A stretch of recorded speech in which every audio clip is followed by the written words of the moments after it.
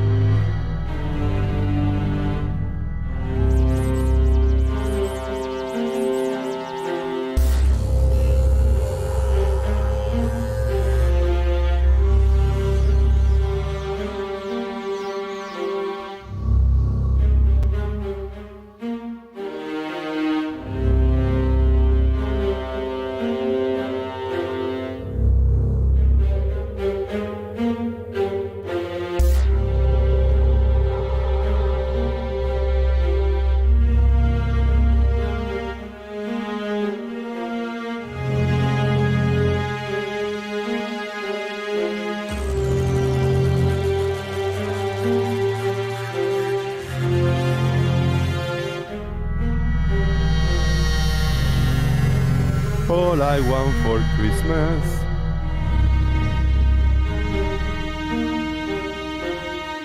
is to pay my electric bill.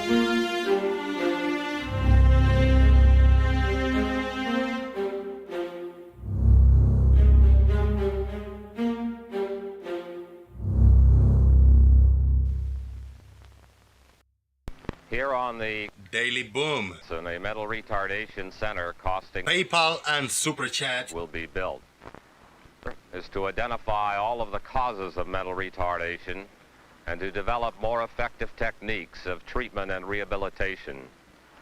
The ability to prevent mental retardation is our ultimate goal. To reach this point, YouTube, Discord, participants, and the federal government have all come a long, long way. Now, Many of these Flat earthers. so severely retarded that it would be difficult, if not impossible, to take care of them at home. So all we can offer them is good care and sympathetic understanding. But there are others Flat earther. in these institutions who really need not be there.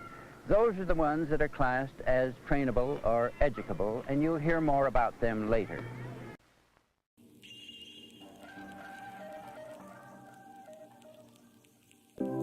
Are we resorting to comedy hour now?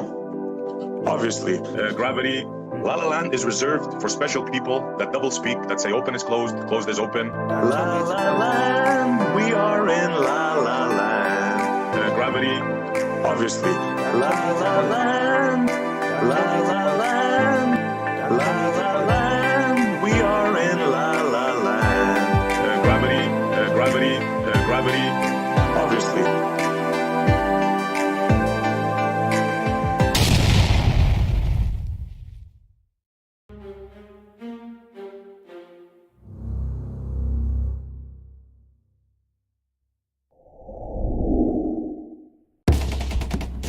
Are you ready? Call your mama, call your papa, call your friends. The festivities are about to begin. Boom!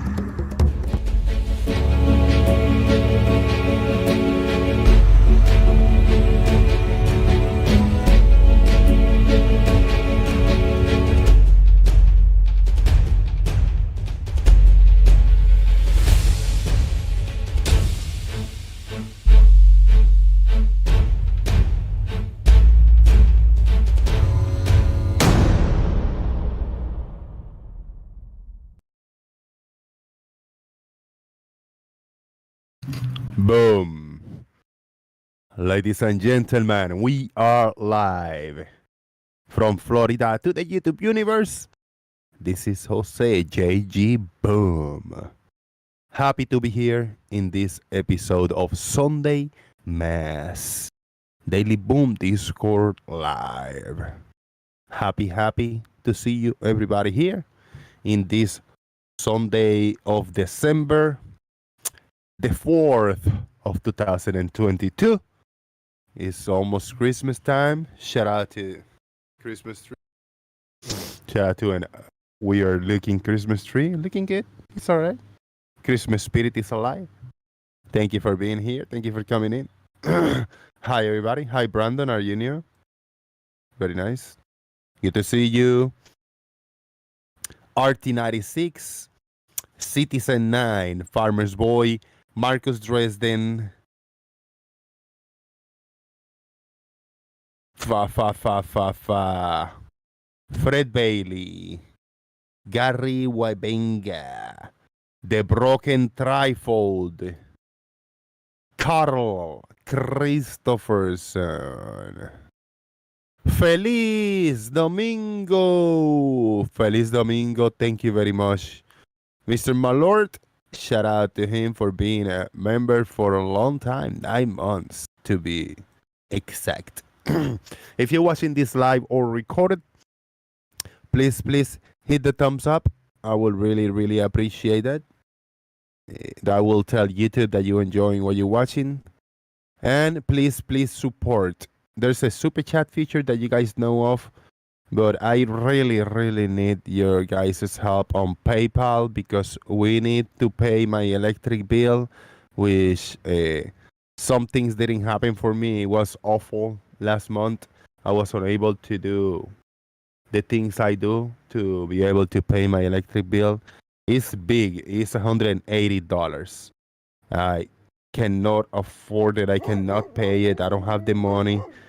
It should be for the first of the month. Is the 4th. They give like a 10 days window. So I think I'll have electricity for another week if I don't pay it. And if that's the case, I wouldn't have electricity until whatever happens. But we got $10 by Carl Christopherson. $10 on PayPal. Thank you very much, sir. So any help, any little bit does help. So holler at me over there on the PayPal. You find a link in the description box and pinned in the YouTube chat box. Shout out to Real Signals in the house. We are going to open the Daily Boom Discord server. The voice channel is YouTube Live. We will open that while I have a sip. I'm gonna play Arwin for 30 seconds here. So we're gonna have a sip, and then everybody will be on. Let's do it.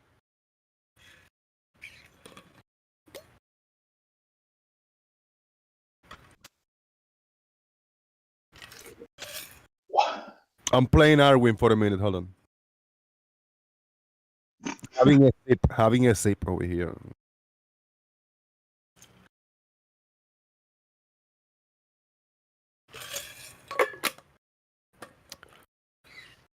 Woo! Shout out to Farmer's Boy. What's up, man? Oh, hello, mate. How's it going? Excellent. Thank you. Oh. Why is Carl Christopherson down there in another room? Well, because they. I'm guessing he thought you was going to be in that one. Yeah, that room. I mean, this room was private, closed. I closed it. Shout out to the big boss man, John Hansen. He's lurking from above. He's a god. Stefan Mudd is also here. Thank you. Oh, I farted. Did you hear that? No. Mm-hmm. Big announcement. I farted. Didn't hear it, and I can't smell it. And if I didn't say it, you guys wouldn't know that. Well, I didn't even say it. Boom! Look at that. Electricity money, RT96, $50. The man. $60 down. Very good. 120 to go. That's great, man. Well, I've just sent you a bit more. Well, I'm trying to. Oh, for fuck's sake. Yeah, if anybody can, dude, I'll be so. It's a blessing. I'll be very, very appreciated, man. I appreciate it. Real Signals say that he kissed a guy. Who kissed a guy? Who knows? Arwin. Everybody's gay every once in a while, from time to time. What was there the correct wording? Everybody's gay every once in a while. I guess so. I don't know. That was Robert Downey Jr. doing the blackface on Tropic Thunder.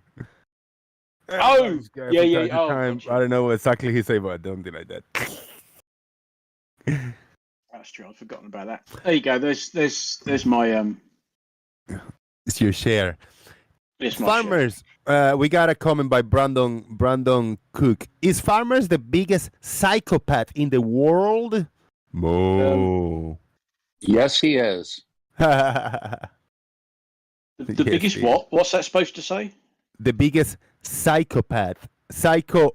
Exactly. Sycophant. Does he mean sycophant? Does he mean sycophant? Sycophant. Yes, it's not. It's not spelled like that. Farmers, $30 on PayPal. My tip for the plate. Thank you so much. Well, And it's Sunday mass, so you know. dude, we got another 25 for the electric bill. Is that you, Mr. Malord? That's me, Sonny Bun. Dude, thank you so much, man. Dude, we are up there, man. Beautiful. One day I want you to spend my money on hookers and blow instead of an electric bill. Something that's important. I'm telling you, man. I'm telling you. That's true. Yeah, back in the day, earlier when I was doing all right, I was like, yeah, give me money for hookers, drugs, and alcohol, right? That was it. Yeah. I love it. The nerve of It's you all to blow, put just it all towards something you need. Something necessary. Well, what? You mean electricity or hookers? Hookers, drugs, and alcohol. Both. Both. I'm just kidding. The electricity. As somebody sang over here, sex and drugs and rock and roll. Yeah. Yeah. That's it, man. Ian Jury, I believe that was. That is awesome, guys. Thank you. It's a big weight on my shoulders. I mean, it's just a few dollars away, for what I need. That's awesome.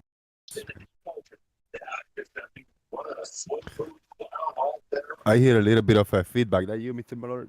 Oh, yeah, I got the football game on. Let me mute that. Sorry. There's a football game on. Real football game, not that stuff that I used to play in high school as a keeper. That I used to play it. I can't stand watching it. So by football, you say that the ball is hit with the feet, right?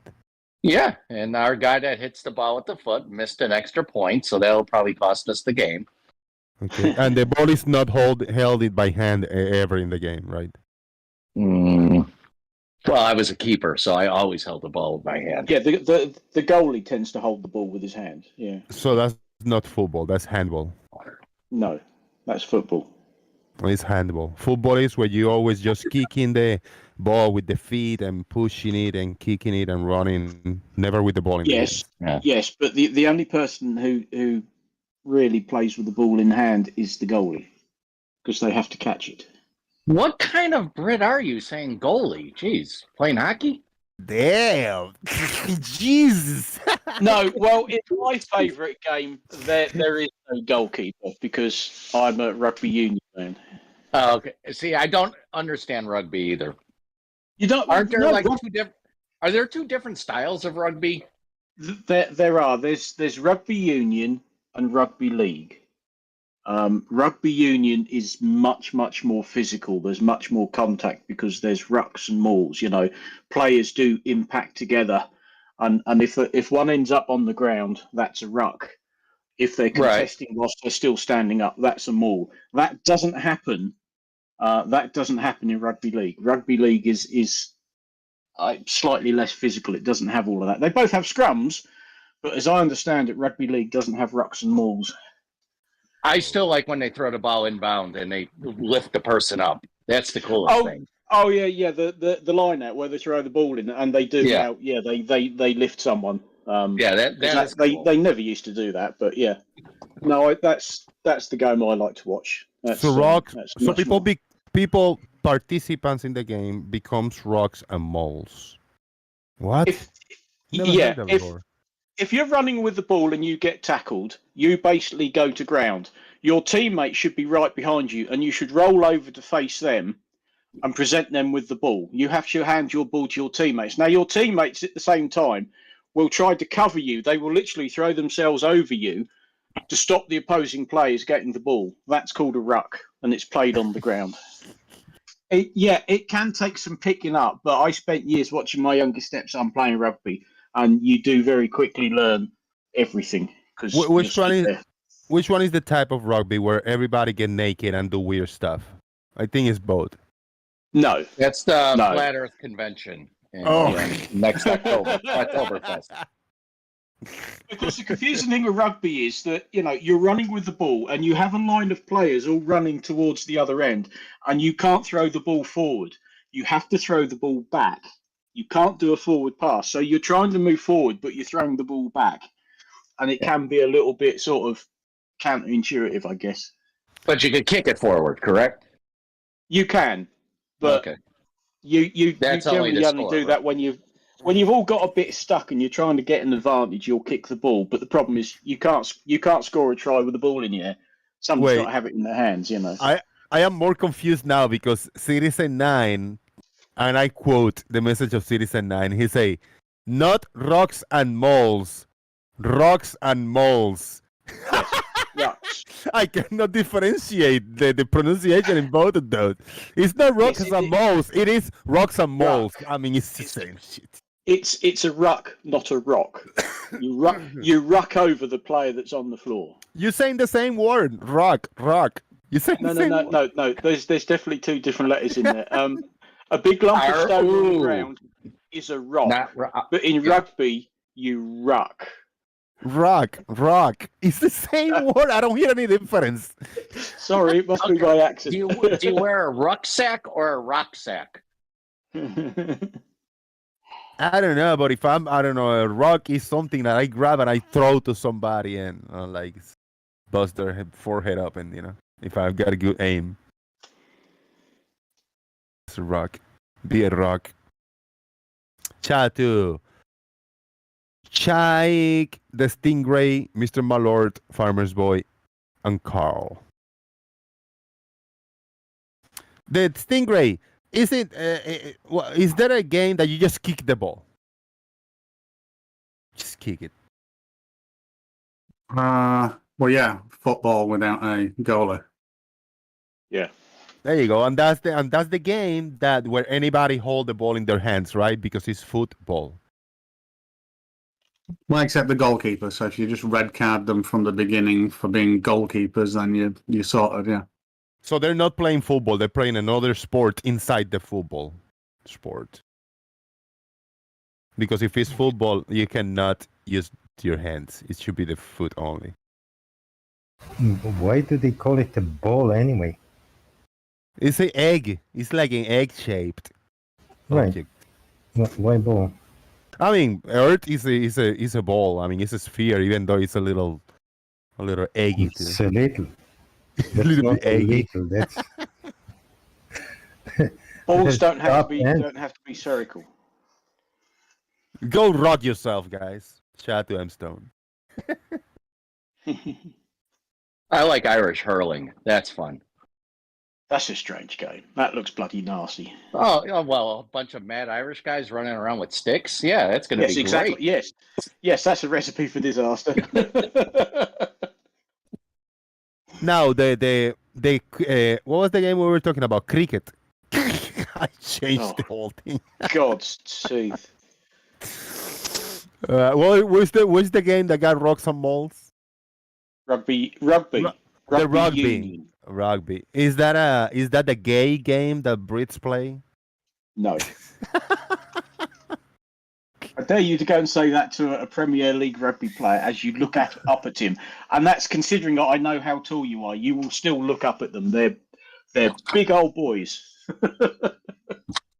What are you doing over there, Stingray? Are you printing something? What's going on here? I'm constantly making shit. Nice. By making shit, you say you just made some shit up, but you're actually making that shit that you made up. Yeah, so I made this on computer in 3D, and now I'm printing it so that I can mount it to my wall and put the circuit board inside it that I need to go inside it. Very nice.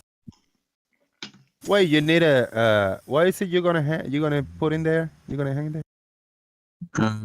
Nobody freak out, but it's actually a 5G PCIe controller. So that's a 5G, chip in your head making you do that. fifth generation. So 30. I think this one's a 34.5 gigahertz transmitter. Tell me, why would we freak out? It's 5G. It causes corona. Oh, Yeah, sorry. Was it? It's And a the witch. What, you mean it were makes beer? I thought you were 3D printing a waffle. Can you 3D print a waffle? No, what a waffle maker is the original 3D printer. If you There think you go. about it, you take the liquid and then it comes out as a 3D waffle.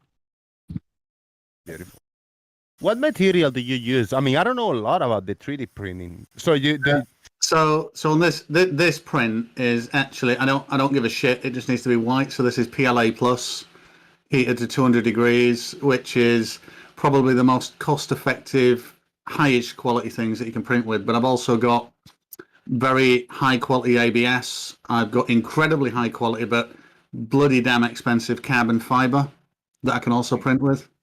It's like spools of plastic string, basically, right? Yeah. Yeah, so realistically, if I make a flour dough, I can print something and then deep fry it and eat it. No. No, wouldn't it come out if I put the ingredients in the hole? No, dough is three-dimensional itself. Now, if you had a batter and put it in the oil like an elephant here in a carnival, that would be a 3D print. So the issue is it comes out of a very small nozzle that's heated to 200 degrees. So you got to think what's going to happen to whatever you're shoving through that nozzle. It'd be cooking as it comes well, out. Well, I had them printing now meat. So, yeah, you can print anything you want.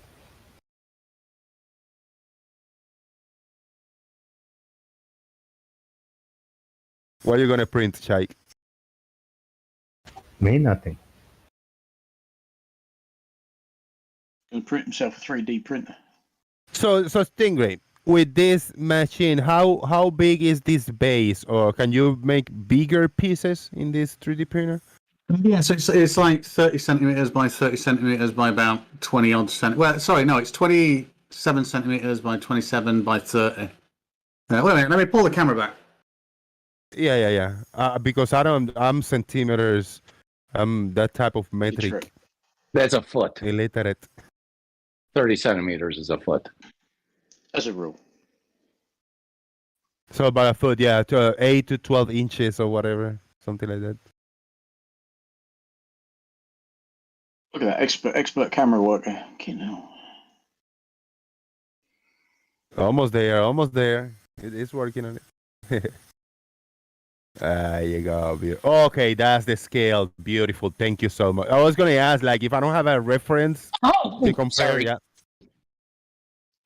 Did you get surprised too, Mr. Malort? We thought Stingray was black, right? Yeah. I agree. That's It okay. gets old. M Stone obviously thinks I'm Stingray. No, I think Stingray. I haven't seen him yet. I haven't looked at the camera.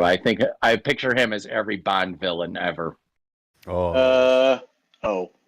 Maybe I- eye patch, and everything. Well, I've met him. Okay. Bond villain doesn't spring to mind. Oh, okay. Can you print a gun with that, Stingray? Well, yeah, probably. Will it work? Will the gun work?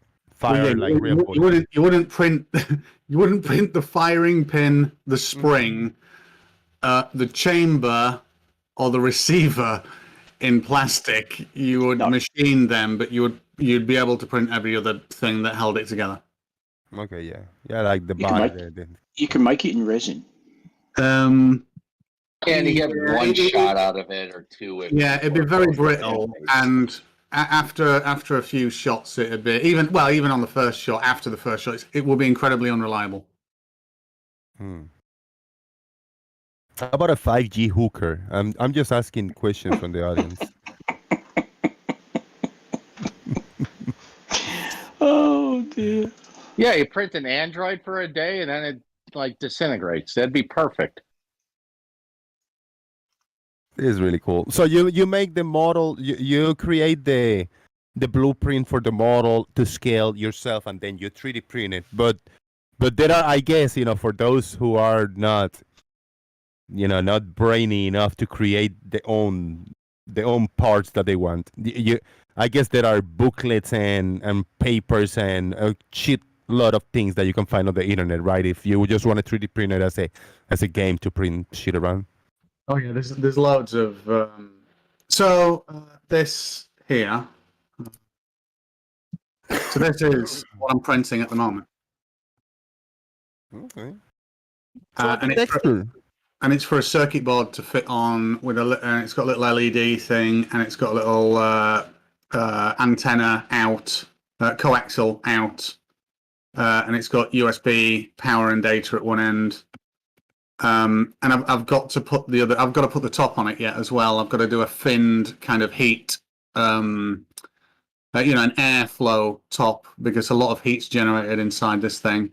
And then this is to go on my wall. But there's websites like Thingiverse where you can go and get models of game characters, anything, and just download the file and print it. Nice. But I use it obviously because I used to be a 3D artist anyway. I can just make shit for around the house, like I've made. Yeah. If something breaks in the house where normally you'd think, oh, I've got to throw that away, I can just print something to fix it. Right. That's so cool, man. Fucking cool.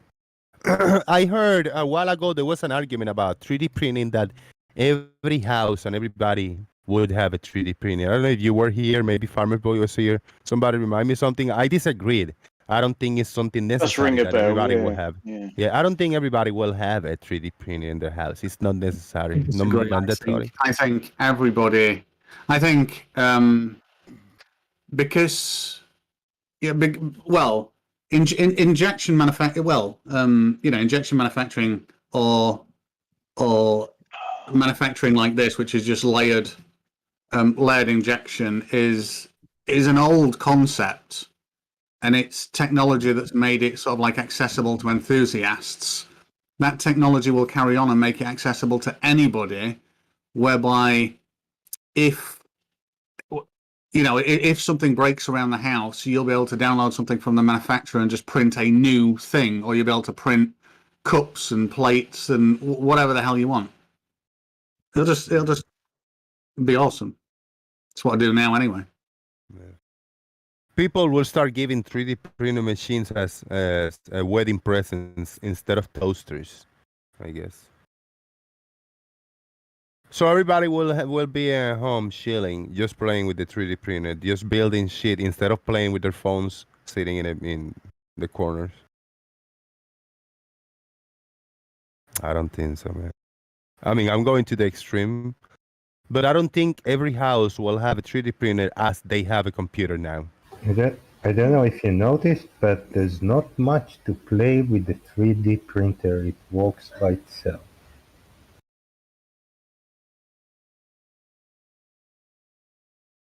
I mean, It's like, play, if you ask me, it's like watching grass grow. I don't see any change. do you need a 3D printer in your life, Jake? Unless it prints me breakfast, no. But remember, we were talking about the ingredients for making a bread dough and stuff. Flour I said, dough. if I can push a button and it will print me a toast and fried egg, sure. Do you think that's something that you will entertain, Stingray? Just making some kind of 3D printer, some kind of a technology for food? Think about it. I've got one of those. I bought one of those food all-in-one sort of like food things. That's it's a weighing scale, it's a mixer, it's got heating elements, it's a blender, it's a blah blah blah, and it walks you through making recipes. And all I have to do is I can make some absolutely amazing tasting shit that I've got no fucking idea what it is or how to pronounce it, because the machine tells me exactly what to do and all the quantities and things, and put it in there and just make it. I don't actually need it any simpler than that, to be honest. Some people had a bunch of those 3D printers, but they're the old school. They used to be called knives for the kitchen. 3D printer for food, they called it knives. People carving all kinds of flowery patterns in fruits and vegetables. I don't know. I remember what resonated with me in all my life is a technology that I haven't seen done. Tiny pizzas, you put it in an oven, you beep, and 2 seconds you open the oven and it's a big pizza. Like I think Back to the Future is where they show that. And it just resonated with me. Is that a thing? Is that an existing thing? Like tiny food becoming big food in matter of seconds? Popcorn. Yeah. Popcorn, but it's nothing new. That already exists. Well, it does. So, yeah. Small bag of popcorn, you put it in the microwave and it becomes big. That's weak. Chai, that's weak. Disappointed.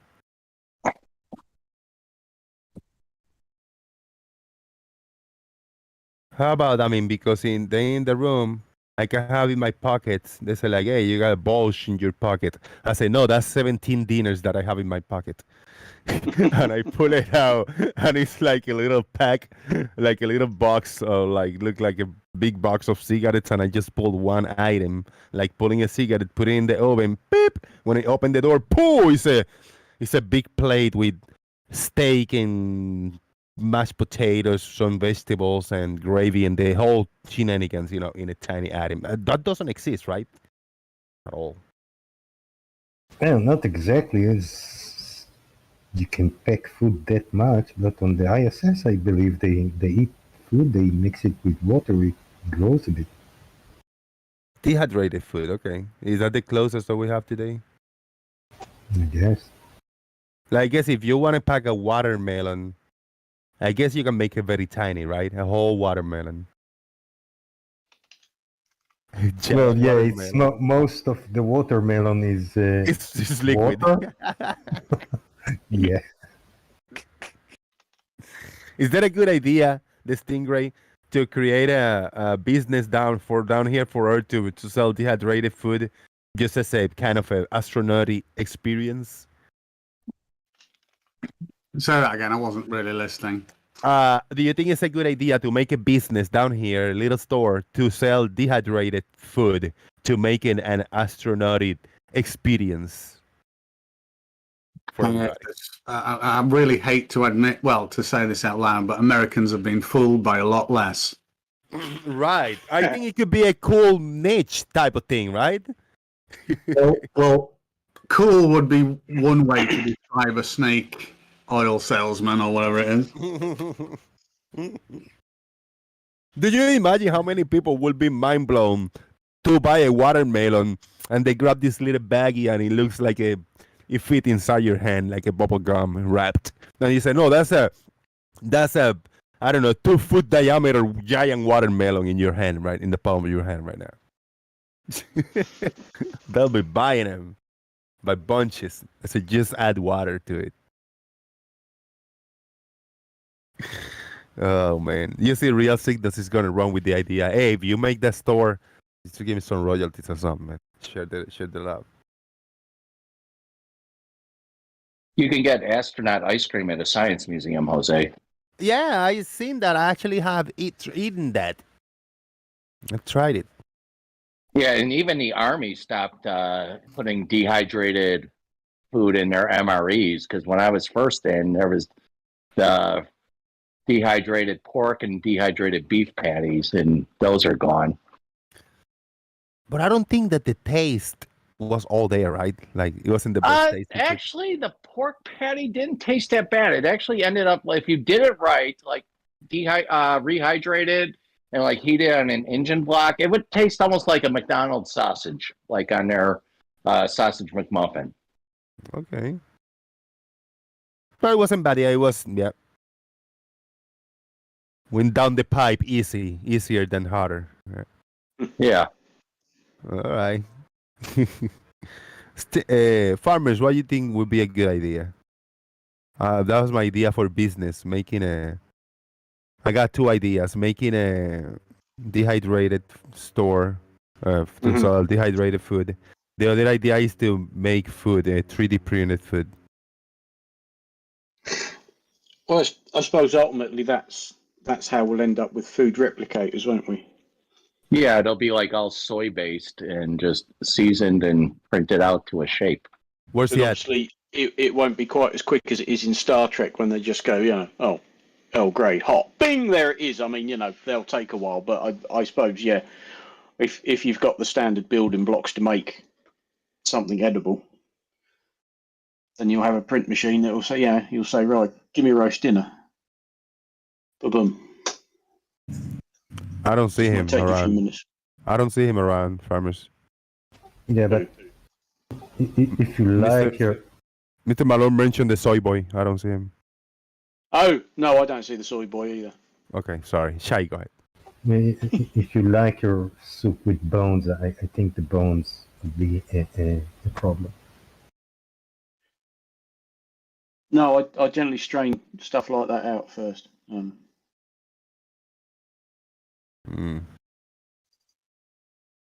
Okay.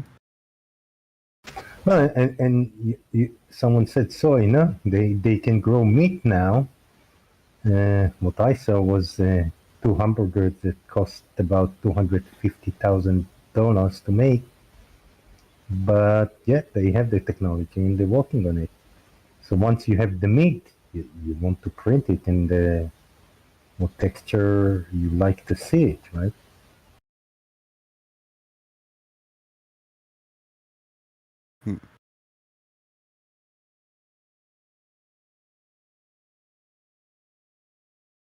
Is there any other? I mean, what is meat, and I don't know how people and vegetarians or they say. I mean, they cannot be other kind of meat, but meat.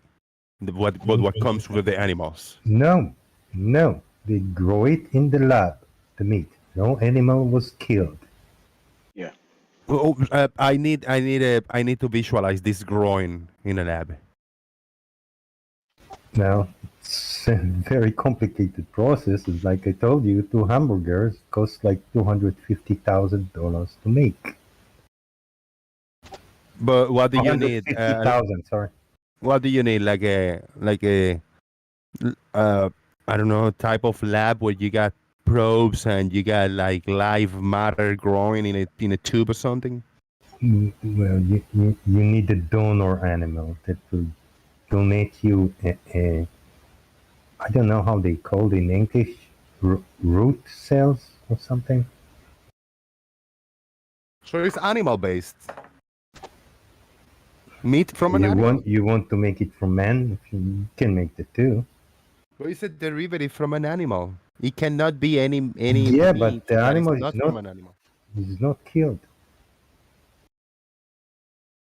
They literally take some muscle cells from a living animal, and then they grow those cells. They grow them in a lab up to the point where it actually is a decent sized bit of meat. Mm. So yes, you've taken some cells from an animal, but you haven't had to slaughter an animal or anything because you've used those cells and you've made them grow in a lab, and they grow and multiply, and they will produce meat. So if a multimillionaire guy will have to choose in buying a $200,000 I don't know, burger patty or a roadkill, do you think he'll choose the expensive meat patty? Lab grown meat patty? Problem with roadkill is you have to get it when it's fresh. Yeah. I'll take roadkill any day. If it's been there for a few days, yeah, maybe not such. I mean, no, yeah, rigor morty and all. You gotta verify. There's no rigor morty that it smells, still doesn't smell, off and stuff. I'm very bad at that on smelling meat, raw meat, even if it's fresh, like fresh from the store. When I open meat, I just cannot smell it until it's cooked and seasoned. No, you know when meat's going off. The smell is. Yeah, it's overwhelming. Yeah, it will reach you even if you don't get close. Yeah. Yeah, my dad used to like pheasant. Yeah, strangely enough, being a farmer, farmers tend to like eating pheasant, but he'd leave it hanging up in the garage for a few days. And traditionally, you didn't eat pheasant until it got maggots in it. Then you scraped all the maggots out, and then you cooked it. And I said, "Oh no, can't stand it." And the smell. No. I read this on Shogun. There is a scene there where they killed. Well, like I say, you hang them, but do you hang them from the legs or from the throat? Some people say you need to hang them from the throat because the juices stay inside. And some say you need to hang them from the throat until they fall from the throat. You can imagine that, right? Yes.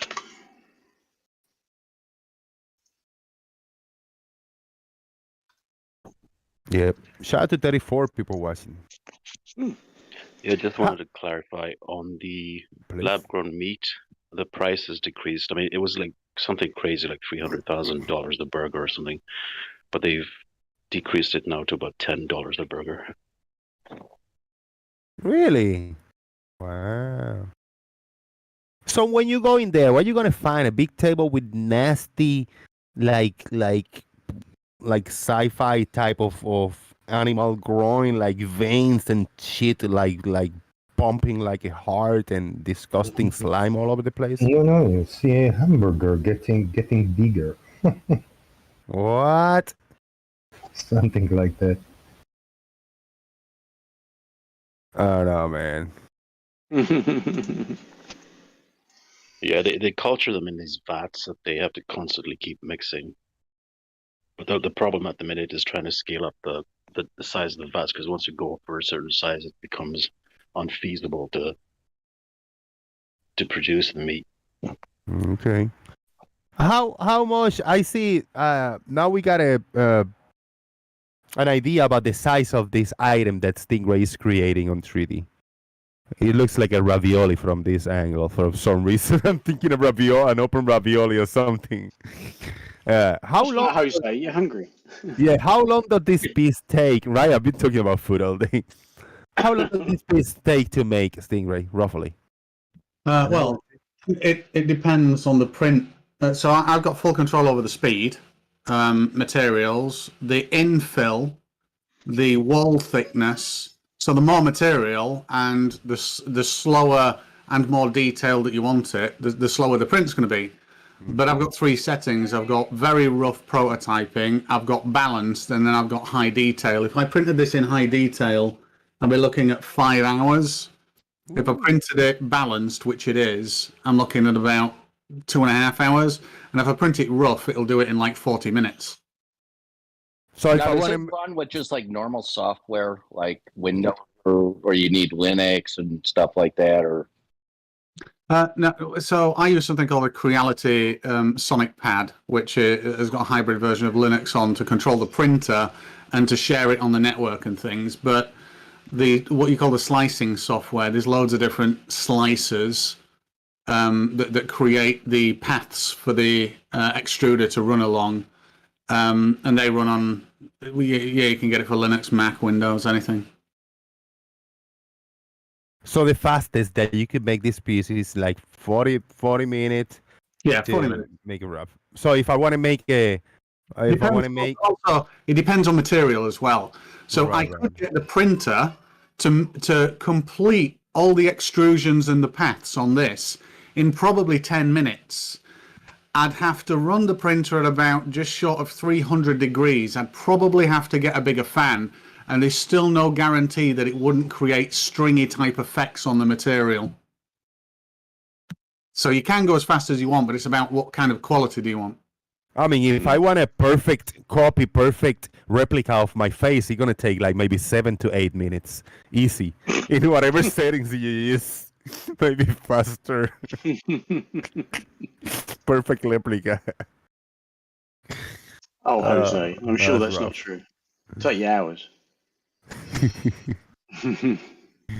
That's rough. Really cool, man. Really cool. 90 years of our changing views of Earth. 90 years of our changing views of Earth. Let me share this link, and I'll share the screen for the audience. We'll check back on the 3D printer every once in a while. Let's take a little look at this to see what we got. I'm gonna share my screen. I just opened this earlier, and I found it interesting, and I wanted to share and see what's up. All right. I mean, I kind of looked over it a little bit, but I haven't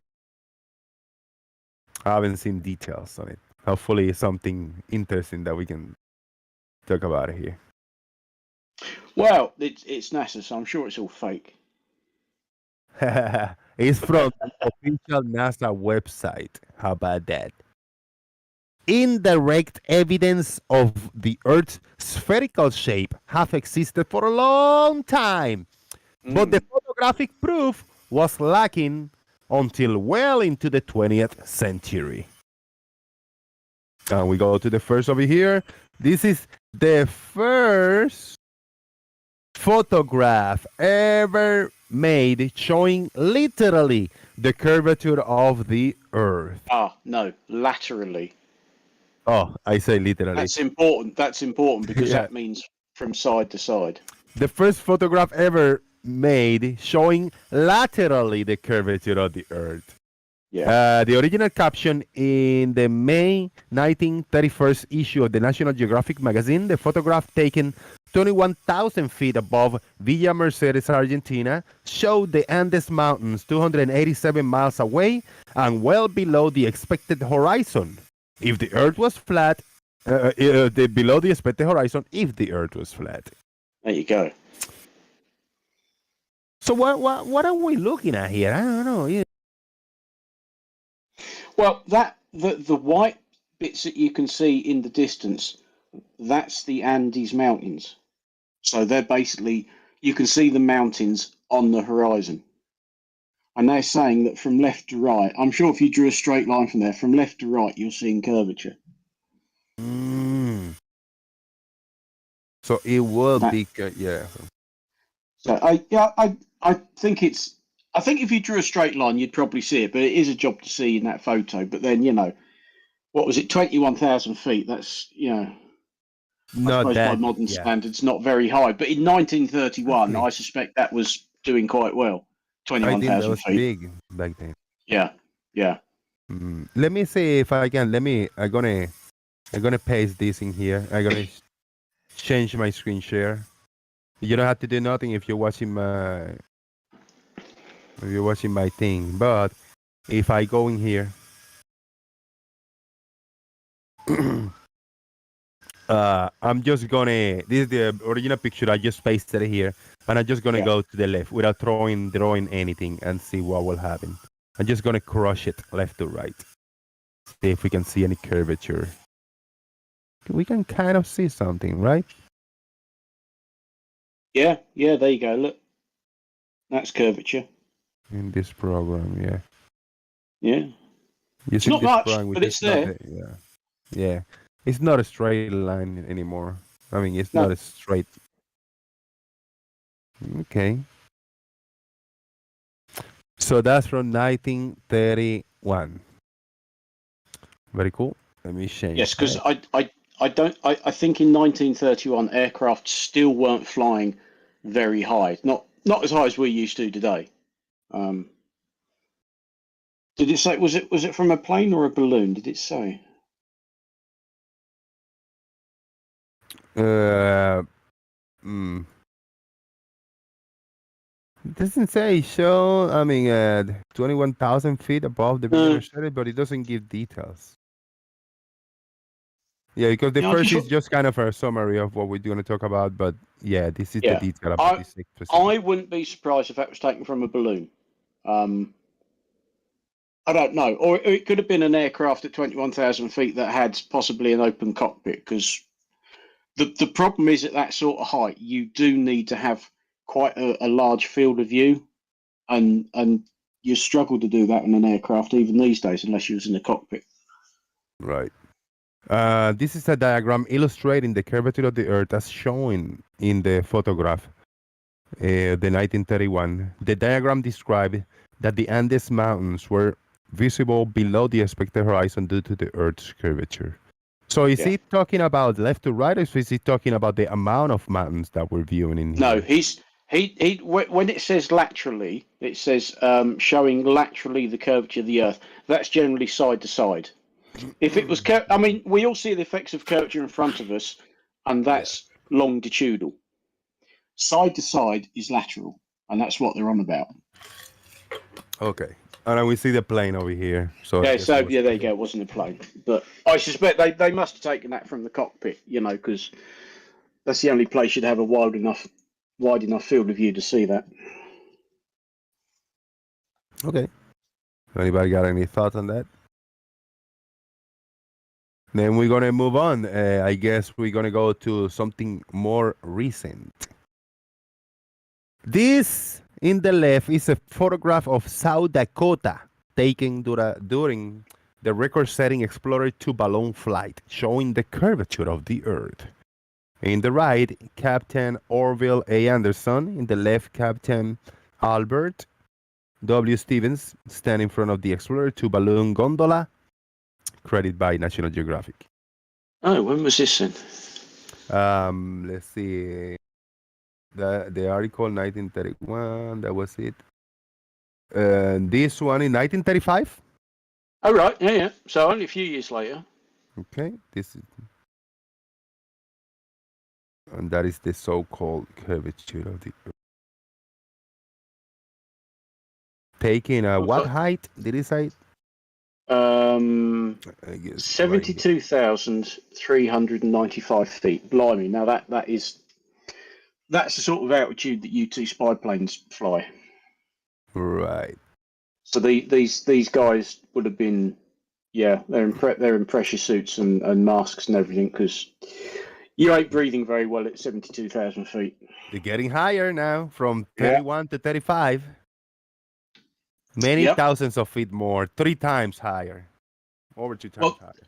they had to do it with a balloon because they didn't have aircraft that could fly that high back then, not in 1935. Mm. They just hadn't developed aircraft that could get that high yet. But a balloon, yeah. All right. Cool. And now we going to this next one. Yes. Before we read a super chat by Leo for $5. Thank you, Leo. Appreciate that. It's time to appeal to Farmer's Boy.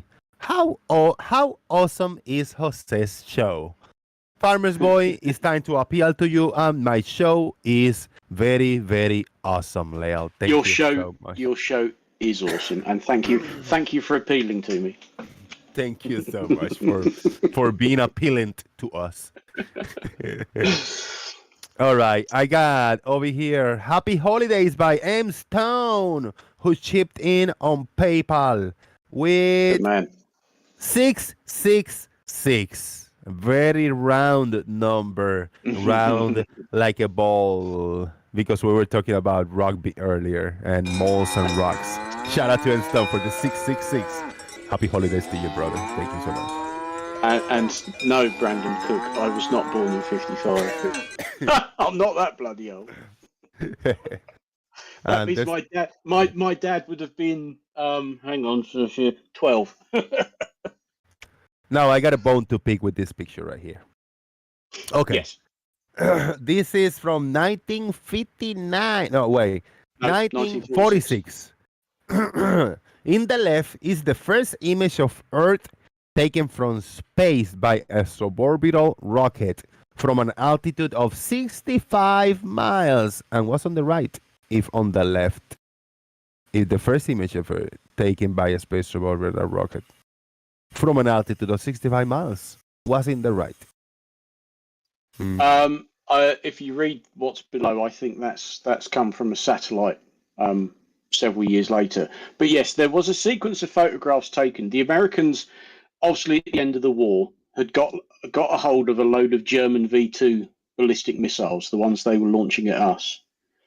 And that was sort of a kickstart to their whole sort of missile and getting things in space program. And so they were launching ex-German V2 missiles, and they put a camera on one, and they got a sequence of very famous photographs. And you will see this one appear a lot. Flat earthers like to crop this photo to go, oh, look, first photo from space, it's flat.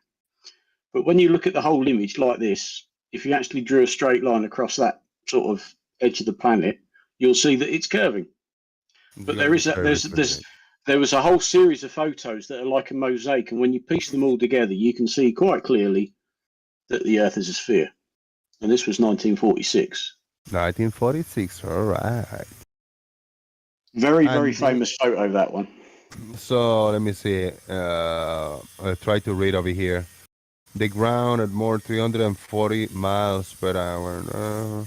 Okay, then on August of 1959, the Explorer 6 satellite took the first photograph of Earth from orbit, but the image lacked detail. In 1960, the Tyros 1 weather satellite returned the first of its 23,000 television images of Earth, most of them of sufficient quality for weather forecasting. I think that's what we are talking about in this image in the right. I think that's what that one is, yeah. Yeah, so they were taking photos like that in, what was that, 1960? The late 1950s, early 1960s. Yeah. Okay. Why is this like a beer gut belly down here? That's the curvature of the Earth. It's just obviously not as high resolution as we're used to today. During the Kool-Aid, are you satisfied with this picture of the Earth that I'm sharing? It's the first time I've seen it. The historic photos are cool. Yeah, they are, aren't they? Yeah. Yeah, that's what I'm trying to do, to go kind of down to memory lane a little bit, because we are in the 2020s now. We are in the future, so hopefully we'll get there very soon. This is good. From where we started over here and going higher and clearer. It was a bit more oblate in those days, says Citizen 9. getting in shape by the year as the years go by. Yeah. Looks fake as fuck. Shout out to C4, man. Yeah, C4 says that about everything, don't you, mate? Okay, we're getting something here. This look more like it. In the left, the first full disc photograph of Earth taken by a Soviet Molniya 123 communicator satellite. In the middle, we got the first image of Earth taken by a geostationary orbit. And in the right, the first color image of the full Earth from the DOSH, that's the Department of Defense Gravity Experiment satellite. We're going to open this tree and we're going to take a little look. And this happened May of 1966 to December 1966 to August 1967. So from 66 to 67, this set of 3 images were taken. How about that? Yeah, you can tell that's a Soviet photograph from space because the quality's crap. Their cameras, their cameras weren't quite up to par. But that's a genuine photo of Earth from space from a Russian satellite. This looked like a picture of the moon from the early 1900s. Doesn't it just? Yeah, The moon. It is crap. And even later on, when they were taking photographs, you can tell they're Russian because they're just not as good, they're just not as high quality. But they still did it. But yeah, they're a bit pants. I mean, that one's awful. Yeah, it's on shit. This one looks decent, a lot better. That's looking more recognizable as Earth now. Yeah, that's obviously a smaller quality. I mean, higher quality, but smaller size, but it's still, it's still good. And then we got this one, which look decent, very decent. I don't know what this is. What kind of artifact is this down here? It might be part of the satellite. I don't know.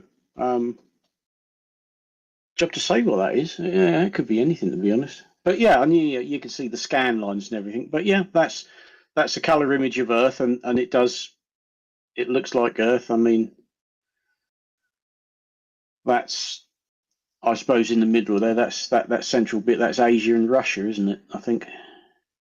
The details about this image one more time. It is the first color image of the full Earth from the Department of Defense Gravity Experiment satellite taken on August of 1967. How bad?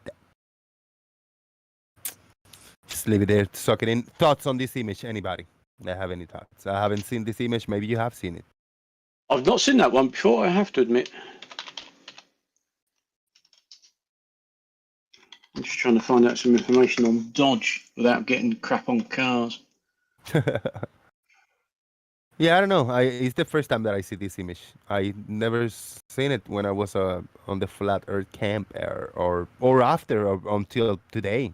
Never seen this image. No, I've not seen that one. I've not heard of that satellite before. The Dodge, eh? orbited primarily to study a number of advanced biaxial and triaxial gravity gradient stabilization techniques at near synchronous altitudes. Jesus, what? Yeah, it's quite a. Yeah.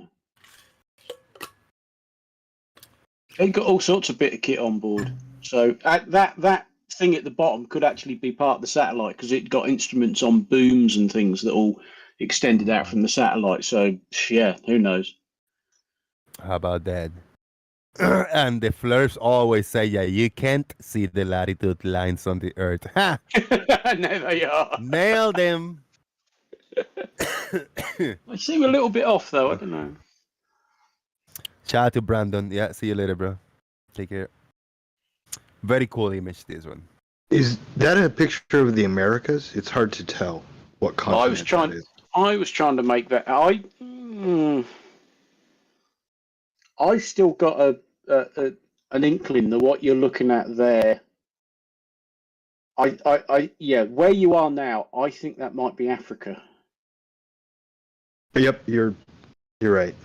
I think that's Africa with Europe above it, Russia off to the right, and then you've got India below that, sort of. You know that it's a job to tell. I think that main bulge in the sort of bottom left, I think that's Africa, but it's a trick so here much with bloody cloud and the pattern of the clouds. Yeah, it's giving you some kind of a fake shape of what could it be, you know. I mean, it's clearly the Earth, and it's in colour, so it's ticked those two boxes. Farmers, can you tell if you look at the cloud formations and how they're cycling and which ways they're rotating, you can kind of not figure out the orientation of it because I'm pretty sure that bit in the middle there, right in the middle, is Wakanda. Wakanda forever. Thanks, Stingray. You're a big help. What I said to start off with is true. If you look at the cloud rotations and stuff. Doesn't that give you an indication of where the equator would be, given the fact it's a big spinning ball and we have different rotation patterns? That's an interesting thought. And it would be something diagonally, like the equator should be roughly around here, you think? Where is my mouth is going? Like diagonally from the bottom left to the top right, somewhere around there? Or do you think it will be across? I'm going to go with that South America rather than Africa. Yeah, how about I that? don't know. It's... I think it's just a cool image. You know what? The reason why I don't think it's Africa is obviously Africa blends into the Middle East quite well, and that doesn't. So I think I'm looking at Brazil, not. It doesn't like go to Egypt, Syria, and all those places. Right.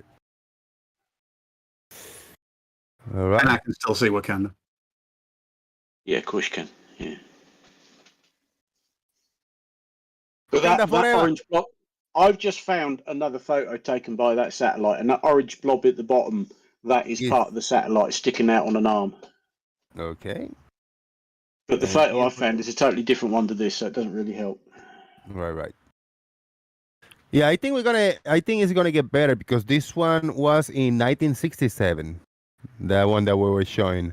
Now, if we go more recently, we have in the left the original photo in the top, the Earth taken from the lunar orbit by the Lunar Orbiter 1 spacecraft in 1966. Oh, yes. And a 2008 digitalized version of the same image in the bottom left. Oh, right. So they've cleaned it up. Yeah. Yeah. Then in the right, we got the first color image of the Earth taken from the surface of the moon by the Surveyor 3 spacecraft. Surveyor 3 spacecraft was in 1967, if I'm not mistaken. Yes, and that's the one. That's the one that Apollo 12 landed nearby because they walked out to it. There's lots of photos of them walking out to Surveyor 3 and taking photos of it, and they brought bits of it back to be studied. All right. So this is that's the original. The top part's the original. The top is the original. It's That's from the original. 66, And Yeah. then this is in 2008. It was digitalized and cleaned up and upgraded the same image. Yeah, because the original shows you how they took the photo. That's obviously lots and lots of scans that's been put together as like a mosaic to get the full picture. You can see all those lines. They're separate scans being taken. Okay. And these are photos that were being scanned on board the probe that they sent to the moon, and then electronically zapped back here. Right. And then this is Which is the other one from 67. so that's Earth taken by Surveyor 3 that was sitting on the moon at the time.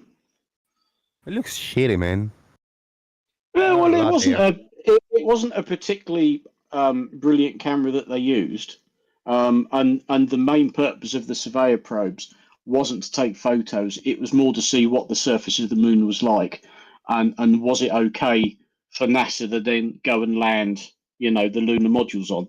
Because Well, it's until far that from point, the surface of the moon, very far away. Okay, get that. yeah, but until that point, they didn't know what the surface of the moon was actually like. So they sent the Surveyor probes out there to actually land and see what it was like.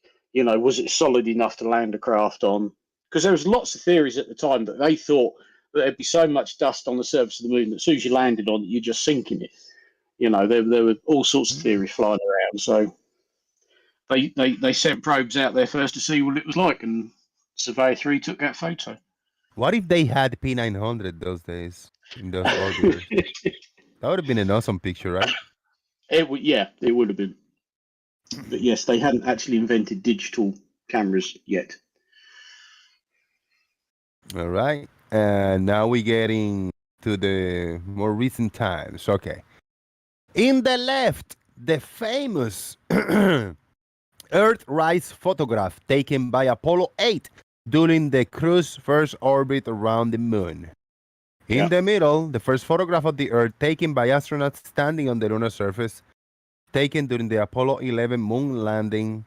And in the right, the blue marble taken by Apollo 7 astronauts on their way to the moon. All right, we're going to open this. It doesn't matter about my bias about what I believe or don't believe about none of this shit. This is the information that is available to us. And if you got other information, please share it with us. This is what stands today. There you go. That's from the lunar orbiter. This is from the surface, and then this is on the. What is this one again? Yep. That's that's from Apollo 8. They didn't have a lunar lander. Apollo 8 was literally send 3 astronauts in the Apollo spacecraft, send them around the moon, and bring them back. And that was the one that had Jim Lovell on board, who was eventually to command Apollo 13. So he went to the moon twice and didn't get to walk on it. But yeah, Apollo 8 was the first manned mission around the moon, and they did a very famous speech. It was on Christmas Day as they come round the back of the moon and came, so they could send a signal to Earth again. They read something from the Bible. They did a special little sort of reading because it was Christmas Day, I believe, and that's the Earthrise image. One of the photos they took as they come round from the far side of the moon. I believe the original is actually tilted round by 90 degrees. But yeah, that was one of the most famous photographs they'd taken at the time. And this one is that's Apollo 11. So that was the first time that the men had stood on the moon and taken photographs themselves of the Earth. And then we got this. I recognize this the blue marble. That's the original blue marble taken. Yep, taken on the last mission to the moon, Apollo 17, and this was taken as they were going to the moon. So they'd done their burn, they're on the way to the moon, and this was I think this was the only time in any of the Apollo missions where you could see this much of the Earth. I think every other time they'd gone, some of it was in shadow, but this one was like, no, you've pretty much got the entire face of the planet in view, and one of the most famous photographs ever taken.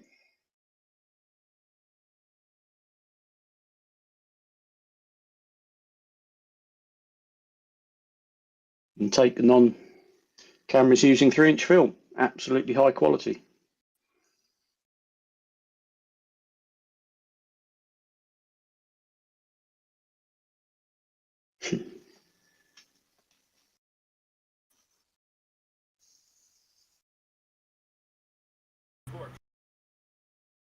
Shit. Hey, good luck, brother. Yeah, you'll do it. Hell yeah. I mean, you do electricity. You work in electricity. What's the difference? I mean, it's not gonna hurt you to. Sorry, guys. It's all right. Yeah. I'll see you later, bro. Good luck with that. Let me know. Let me know another time if it worked out. All right. All right. That's one of my neighbors over here. He's really cool. Oh, good. Cool. His truck broke and he got to change water pump and maybe other parts. He's buying some. Oh. He said, I never done it. I'm not a mechanic, but fuck it. I got YouTube and I'm going to make it work. I'm going to do it. He told me, I got a truck. I got a torch, a blow torch. So he's going to be firing and all that kind of shit. I said, hey, do it, man. Christ. You don't generally need a blowtorch to change your water pump, but good luck. Oh, yeah. He said, yeah, I'm going to use it. So somewhere I'm going to use it. It's funny. Oh, Christ. Yeah, he could end up having to change your damn site board, the water pump. Yeah, he's a licensed electrician. Like he's the real deal, you know. One time a while ago he offered me a little side job every once in a while, but I just couldn't take it, bro. I'm too afraid of two things: electricity and heights. Yes. So if don't. I get offered a job of electricity, I'm sorry, I'm gonna have to say no. If I get a job as a roofing or some shit like that, I'm sorry, I'm gonna say no. I mean, I just can't. My body would shut down. My body wouldn't allow me to do the job. You know, I will be a burden. You know, there. Shit. Yep. So this is then the Blue Marble 19. What is this bit down here? This look like Earth, or is it a little bit of cloud in the right? Not sure, to be honest. I never. Probably never cloud. paid attention to that. All right. That's from 1969 to 1972. This right here, these three. And then if we go forward ahead, after that, then we have in the left is a composite of two separate images of the Earth and Moon taken by Mariner 10 as the spacecraft headed towards encounters with Venus and Mercury. And we're going to open the image. How about that? Well, is it called a composite image because of the closeness of the Yes. Yes, that's approximation of the two? Yeah. You wouldn't see that. So that's two separate photos sort of put together. One of Earth and one of the Moon.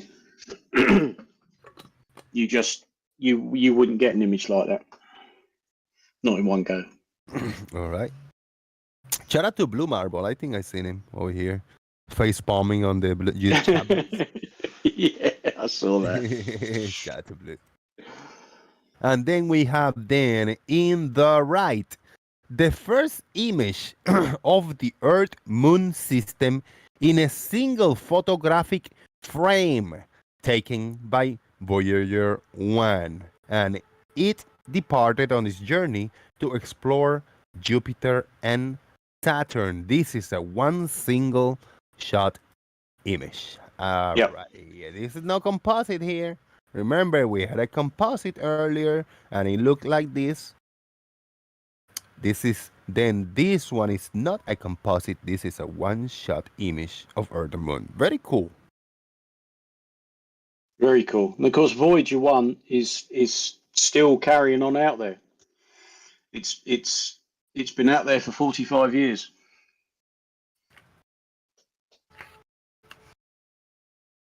You show a Blue Marble and Blue Marble shows up. Shout out to Blue. There you go. Synchronicity. Mm-hmm. I told you. Everything is sentient.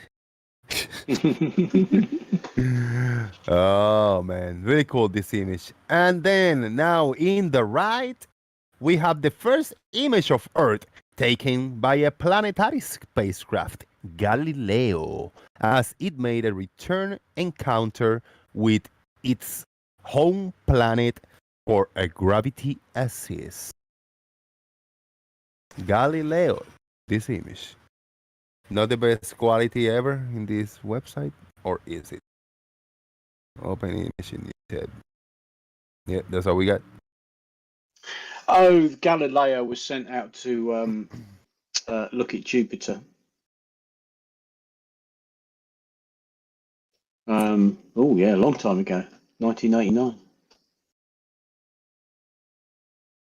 Very nice. Now, when I hear here Venus and Mercury, Jupiter and Saturn, is there anything that says Jupiter and Mars as the old song? Oh, no, no, no, no, no, no, no. Jupiter and Mars.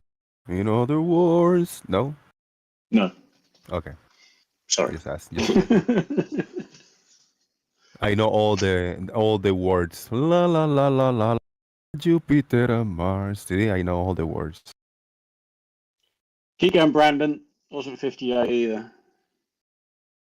Voyager 1's family portrait of 6 planets when the spacecraft was 3.7 billion miles from Earth. How about that? I don't understand this picture.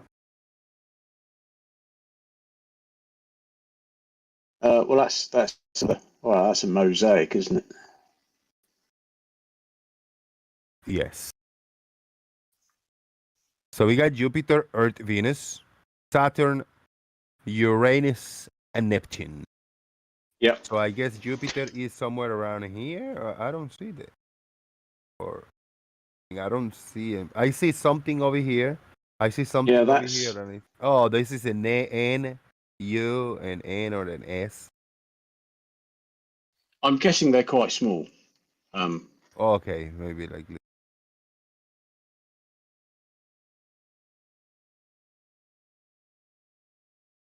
Okay.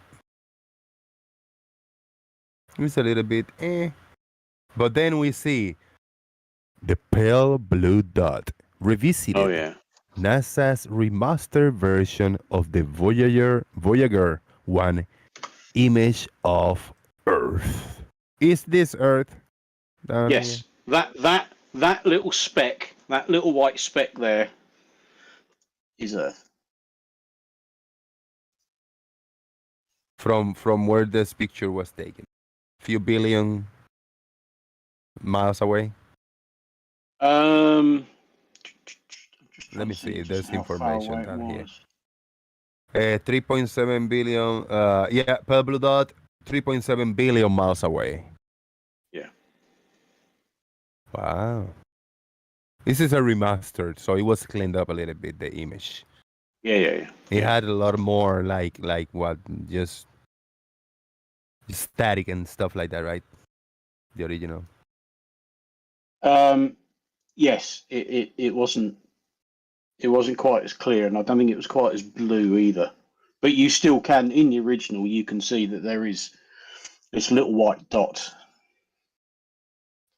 Why did they call it blue if it's white? Just for poetry reasons? I guess so. I think it's something to do with what that whole thing that Carl Sagan did. Okay. I have never heard or read that of Carl Sagan, just saying. It's quite a famous sort of couple of paragraphs of prose, I suppose. Yeah. There were several of us read that out for oh god, I'm having a senior moment. The YouTuber who died, the American who's working on submarines. In the meanwhile, in the left, we got the Earth and Moon photographed by the Mars Global Surveyor spacecraft in orbit around Mars. Earth and Moon. Schrodinger's cat, that was it. Schrodinger's cat. Couldn't remember his bloody name. That's pretty cool. Earth and Moon, yeah. The Earth and the quality is Moon, not yeah. the highest quality, but it looks cool. It looks really cool. No, well, they were a long way away. In the center right here, we got the Earth photographed from the surface of Mars by the Mars Exploration Rover Spirit. That's Earth right there, expanded. They've had to bigger. zoom in on it, yeah, because it's really, it is quite a tiny dot, isn't it? Yeah. And that's a scene from a normal camera without any zooming, I guess.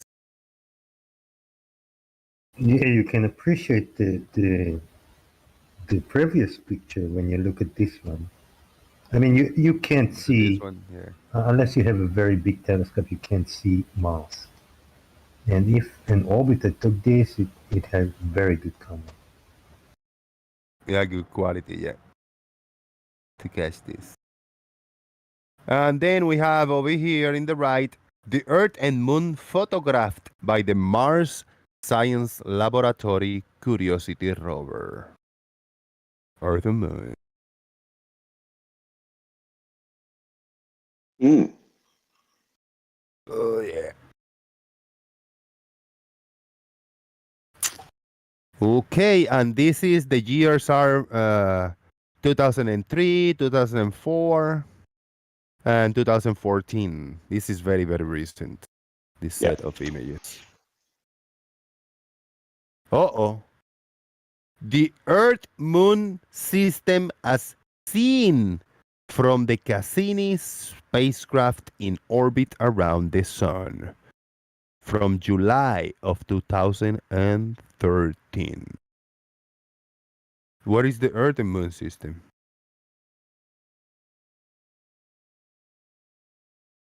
I cannot get too closer than. No, it's not very clear, is it? Yeah, is it like one of these? These are pointing things. Mars. I can read Mars in here. Let me see.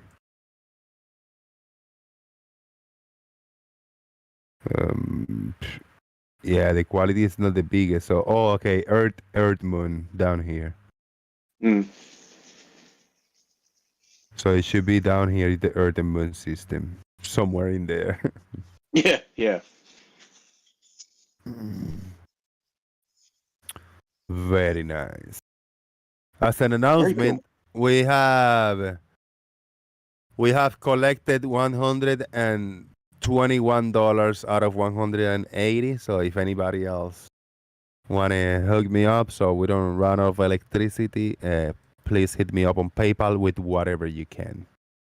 There is a better resolution out there, probably is, Lubo. Yes, probably is. This is the one we're dealing with today from this site. So it's cool. It's cool. So that's 2013, very, very recent. And this was updated on 2020. And this is what we got, a photographic evidence from Earth. The curvature of the Earth. Earth is a sphere from the early time, 1931, all the way down to 2013. Very, very, very. Yeah, we had one from 2020. Yeah, we got, I guess, we must have a lot more, but that's this is the article showing this 90 years of our changing views. That article's 2 years old. Of course, we've got some very nice photographs now from Artemis, haven't we? Is there any? Is there new photos of Earth from Artemis? Yeah, they have been putting them out. Hey, we got Doofus. Doofus sorted it out. Look, South America, and this is Baja California. Oh right, okay. Well, I'm glad that's cleared that up. Oh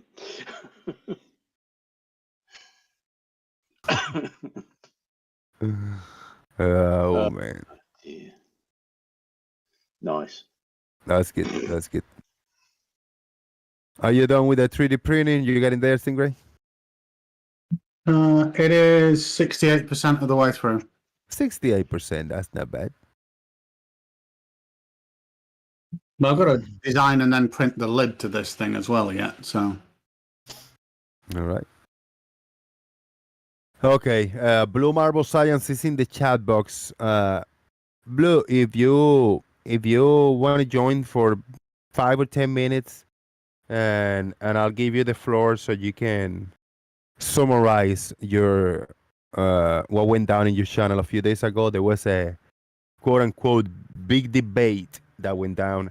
I have no idea what went down. I was live. I was live that day doing the show a few days ago, and I didn't follow up. I didn't listen to it. I would like to know summarized by the person involved in it. If I ask Bev the same question, I don't think I'm gonna get the right story. I don't think I'm gonna get the accurately what went down. So if you would like to join and tell me, maybe the audience, maybe one or other person didn't see it, I will appreciate that, Blue. So please click and join us over here, and I'll give you the floor to give us a quick summary on what went down there. I appreciate it. Now, because you're not here now, so maybe other people here in Discord right now, Carl Christopherson, Shike Farmer's Boy, Mr. Malord, Nestle Wives, all the Stingray. Maybe you guys saw that and want to tell me and the audience what went down in that big debate with Blue and Bev from your point of view. And if Blue join, then we will give him the floor so he can give us his side. I started to watch it, and when Bev started to put his bullshit on his whiteboard, my brain imploded, and that's why I came back to you. It was painful. Bev was just not taking on board anything Blue was saying, obviously, because he doesn't want to hear it. That's one of the latest photographs from Artemis, by the way. Very cool. It is pretty cool, that, isn't it? Yeah, you've always got Earth and the Moon. So you can see it's quite. When that was taken, it was quite a distance out from the moon. It's been on some very very strange orbits. Horizontals are level, and all horizontals are level. I think you'll find that level is horizontal. The Stingray. Well, you're gonna comment on the picture or the debate? Yeah, it's Fish Islands was doing that. Oh yeah. I do like the way that you can tell all that lens distortion from just how it's utterly obliterating those straight lines on the solar panels. Yeah, exactly. I love the fact that the lens is just making them look all round and spherical like. Everything that should be straight is straight all throughout that photo. I mean, I know, the majority of the spacecraft's on the left-hand side, but, everything that should be straight is straight. Now, if this panel was all bendy, curvy, either concave or convex, what difference will it make to a small object on the screen, whether it's a fisheye or not? Well, quite. It wouldn't make a big difference, right? Whatsoever. I mean, the object will keep the shape. What will a fisheye lens do to this? I mean, if it was it was an Earth, just half of the picture was the sky, half the picture was the surface of the Earth, the horizon. A fisheye lens will make a difference, but not in a picture where the whole Earth is visible there. Tiny.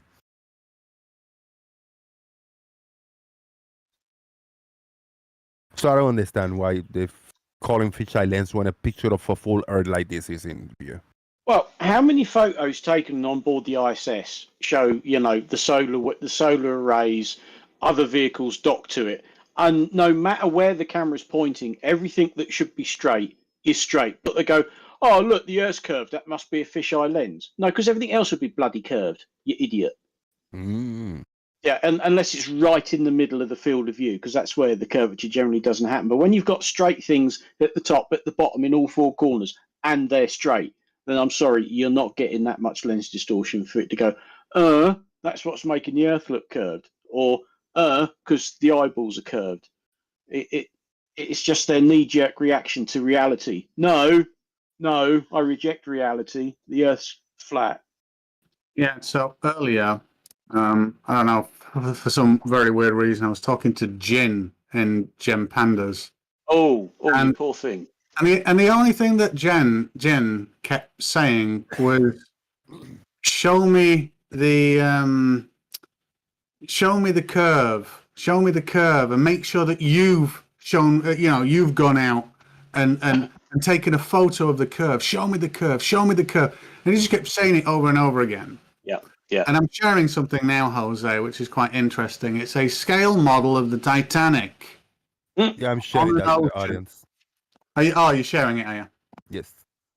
Yeah, so this is a scale model of the Titanic. And it's actually in a nice little cube that's a 1 kilometer cube, or 1 mile cube, I can't remember. Fuck it, it's one of them. Oh no, wait a minute. I can tell if I do that. Oh no, it is 1 kilometer. No, it isn't. Well, anyway, I don't care. So the issue, so this is either 1 mile or 1 kilometer, I can't remember. And I'm looking around now from down when we're at the ocean, and it absolutely looks flat. It's totally flat.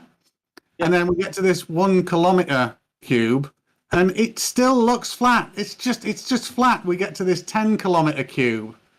Now I start seeing a little bit of curvature, but only at huge extents. If I was zoomed into a small little bit, it'd still be flat. It'd still be flat. Except this whole thing is on a huge planet. Yeah. And it's like, yeah, there you go. What do you expect to fucking see when you're here a couple of 100 feet above the ground? It's like, no, we should be able to see. We're not all living on an oversized basketball. It's a planet. It's huge. Yeah. Yeah. They can't get their heads around that.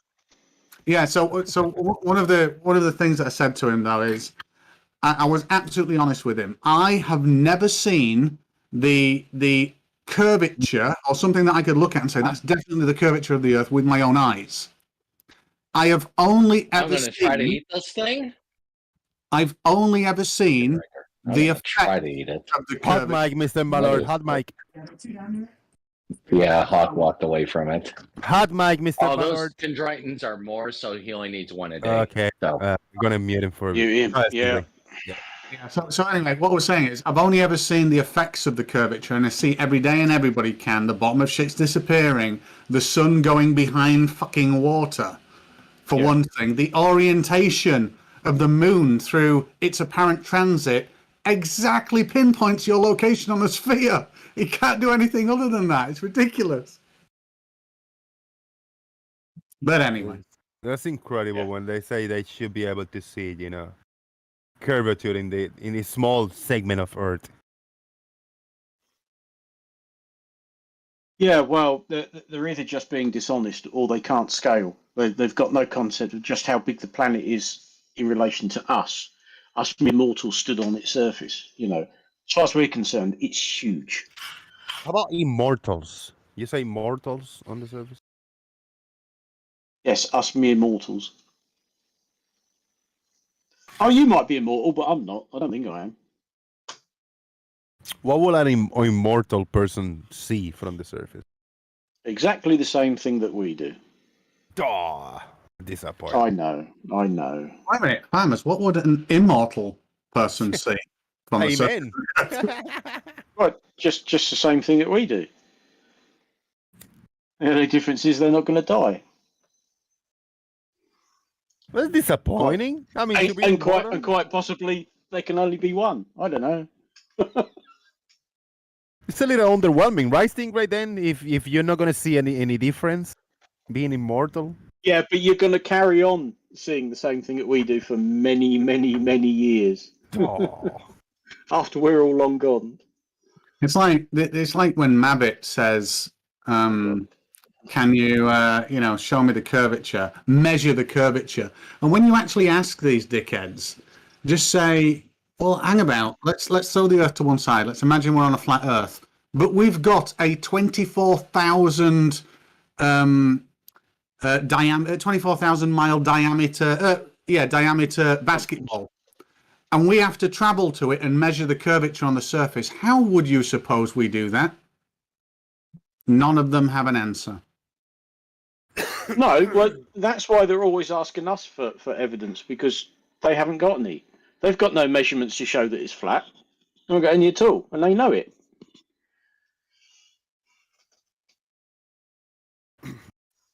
They can't even predict where the sun's going to be at any given point in the fucking day on any day, let alone every day in every location.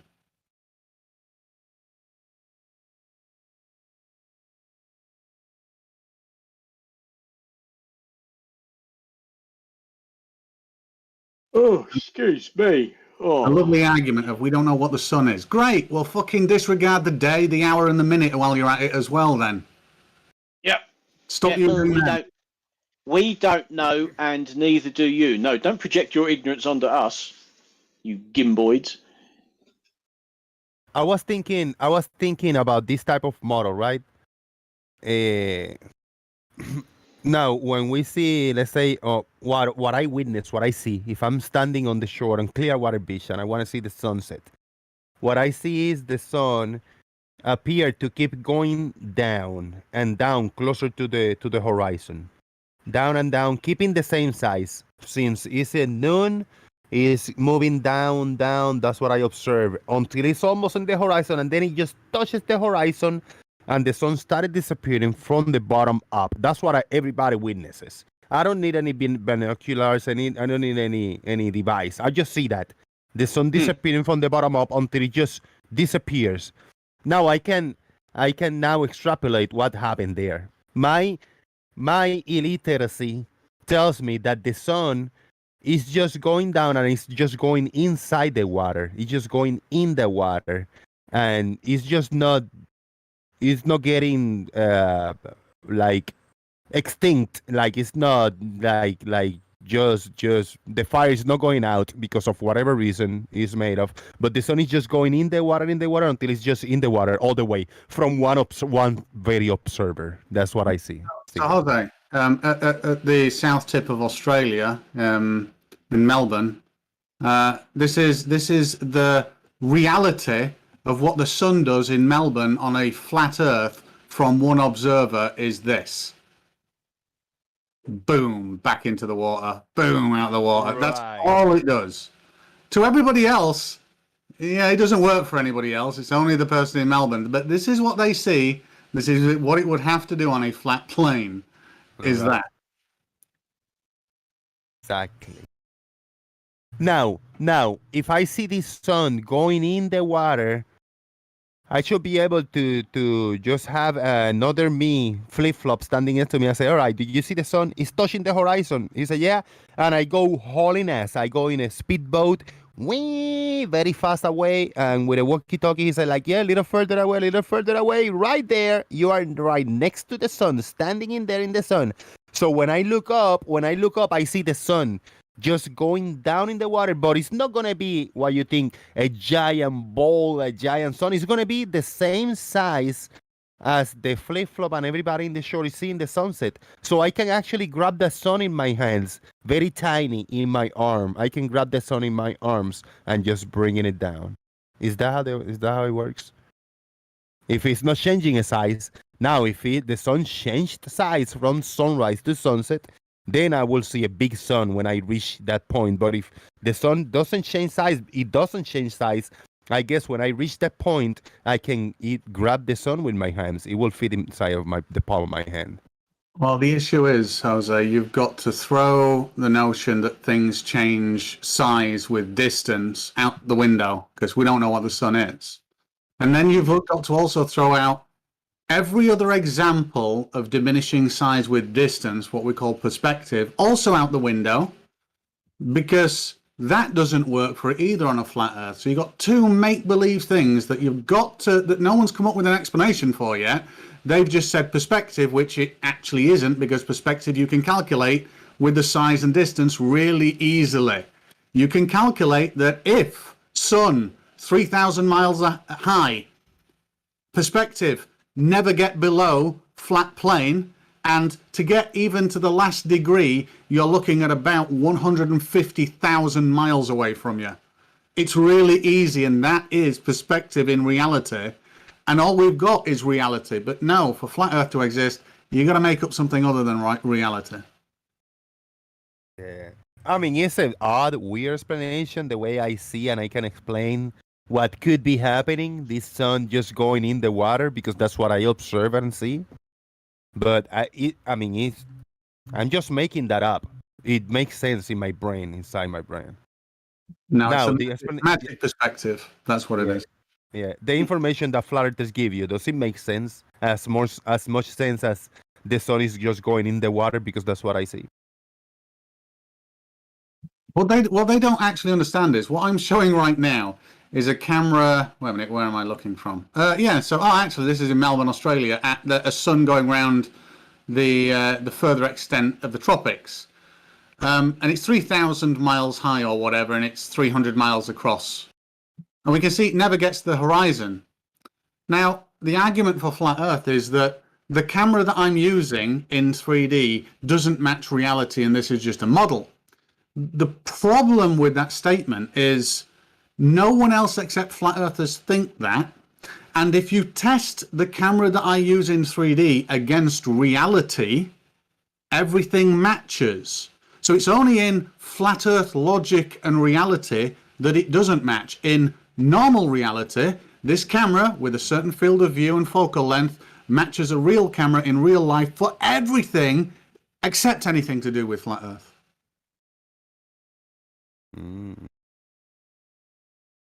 I want to give a big shout out to Marcus Dresden. He came through on PayPal with $10. Marcus Dresden, thank you so much. Living in a horizontal parallel surface mountain, 2D, dumbass world is really great. Just ask Balance Truth. Wait, does Balance Truth live in a horizontal parallel surface mountain, 2D, dumbass world? That's great. Shout out, Marcus. Thank you for the information. And if we add $10, $131 collected. That's great. 180 needed.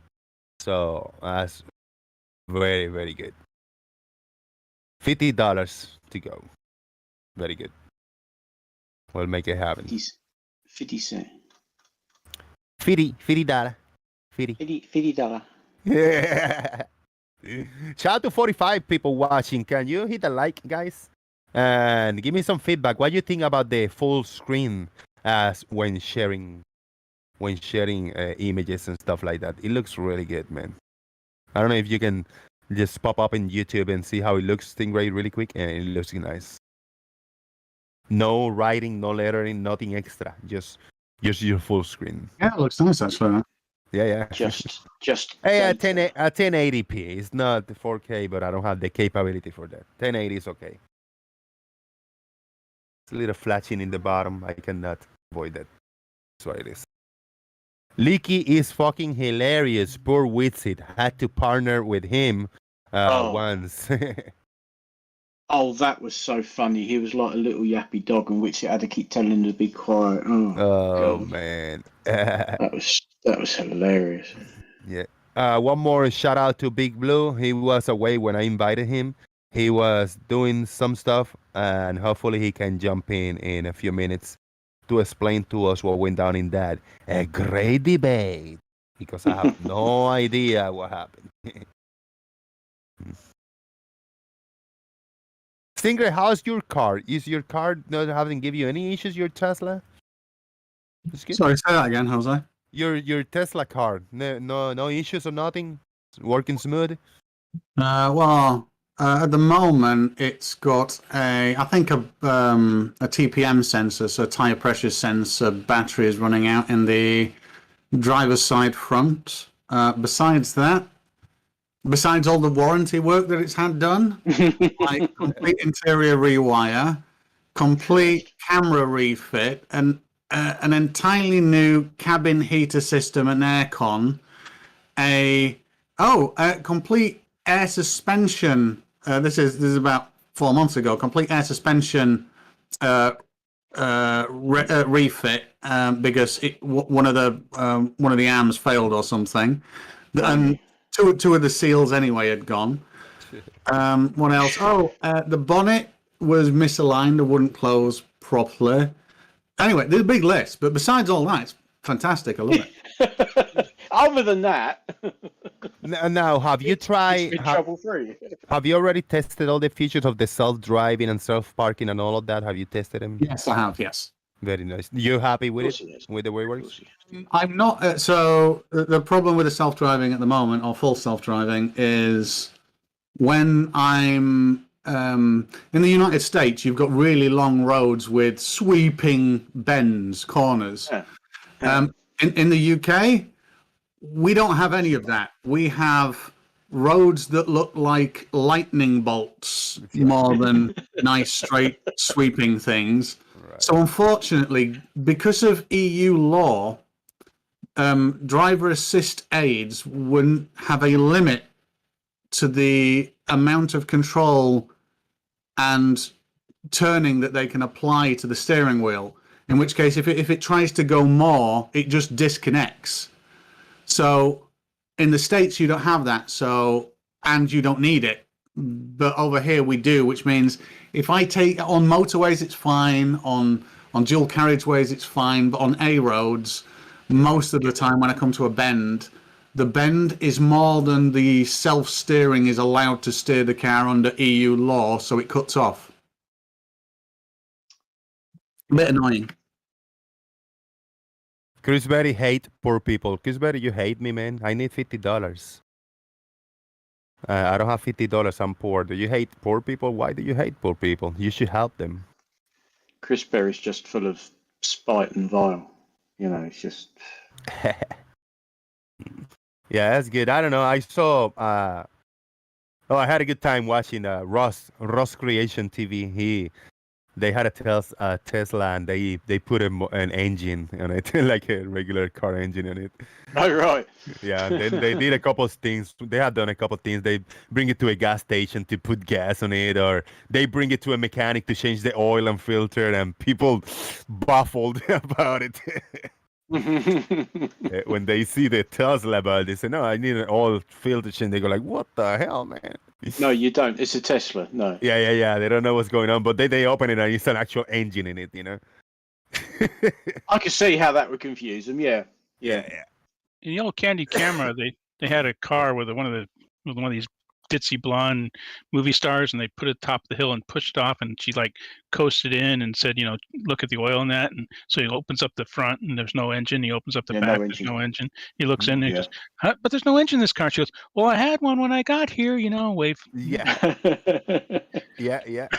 Yeah. That's it. Yeah, they were good for doing things like I do remember Candy Camera. Yeah. Then they took another car and they put in like two 55-gallon drums and told him to fill it up, and he kept filling it up and filling it up. He's looking for leaks all over, filling it up. Yeah. Is that Block Creation? That the Rust Creation? Oh, no. But the Rust Creation, they fill the whole tank of gas with beans, like black beans. They buy a pallet, a shitload of black beans, and they fill the gas tank, and they drive it. I mean, they pull it.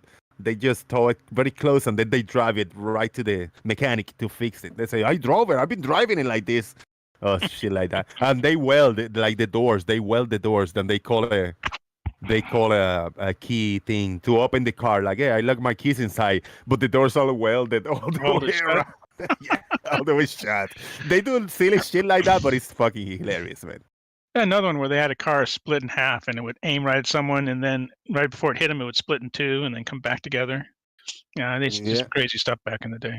Yeah, they put a car in the tree, like 100-foot tree, biggest giant tree, and they put a car over there, and then they call a I don't know, a service like, yeah, my car is stuck. Can you, I need a heavy vehicle to and then they say, oh, where's your car? It's up there.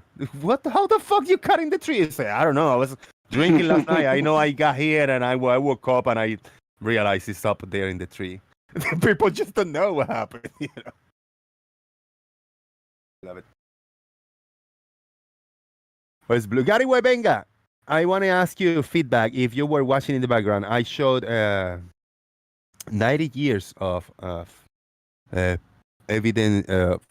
evidence of this curvature of the Earth on images and pictures. What do you think about that, man? It's really nice. From the 30s to the 2000s. If you don't comment, that means that you are just in awe on all the amount of evidence of the Earth's sphericity that we showed, and you got no words to back it up. It's okay. You can keep believing the Earth is flat, but if you don't comment in here, welcome to the globe. Thank you. The Stingray, I seen this both, and this is a very nice graph you got there. You want to give us a minute on what's going on here? No, On shit. screen? Let me reshare it. Give me a sec. Oh, I thought you were still sharing. No. It's froze. No, I will do in a. I'll do it again in a sec.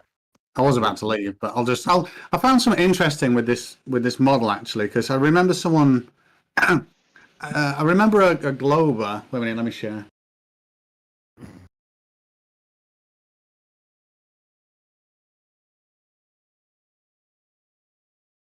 Right, it should be sharing now. Yep, should be up right now. Perfect. So something I found interesting is I remember a Glober saying something, and I never really thought about it before. What they actually said was, you can easily see the effects of the curvature just by standing up and laying down at the ocean, a fairly calm ocean.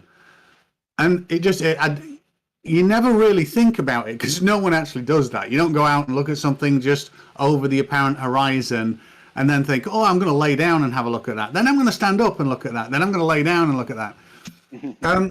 But what's interesting is I've just done it here. On the top left, we've got the predictions of a globe, curving how it's supposed to be. And on the top right, obviously, that's flat Earth with a very distant ship that you can still see 300 miles away if you zoom in. Yes, now, the cameras on both at the moment are 1.6 meters. Now, we can go up to 20 meters and we'd expect to see the following. That's what we'd expect to see. So on the curve, we get this. And on the flat Earth, we get this. Now, what's most interesting is when we bring it back down and hover in between 1.6 meters and 10 centimeters. And if you look on the left, you get very little difference on the right, other than obviously compression of the waves and things. But on the left, you can actually see, the prediction is that you will see more of the vessel that's over the curve if you stand up from laying down. And a Glober said they'd done this before, and it just didn't make sense to me, because it's not something you naturally think about, that nearly 2 meters would make that much of a difference. Yep. But laying down to standing up, it really does. And that's what I liked. I used to like to do that when I had my peanut hunter in my early times. I got this bridge or a little lighthouse and little stuff like that. And I used to go the camera close to the water when I could see with my eyes that there was no big amount of mirroring and refraction and none of that. So it was pretty clear. So I could see when the camera was a feet or two over the water. So I could see very nice. And then with the camera higher, 6 to 8 foot, high, a few feet above my head, and then I could see a lot more when the camera. So yeah, it does make a difference. 6 foot make a big difference. Yeah, I do. But of course, that's exactly what you expect on a flat surface. Nope, he just did it. Did you exactly. Works perfectly over a flat surface. Foreshortening, when you go higher, you're not foreshortening. That foreshortening takes place further out. Let Stingray address him, playing as a shield, because Stingray got it on screen right now, and he can rebut that easy. Surface is on the right, using a P1000 camera in the model. And there's another really interesting thing that I haven't mentioned that often, but it's this black line on the left.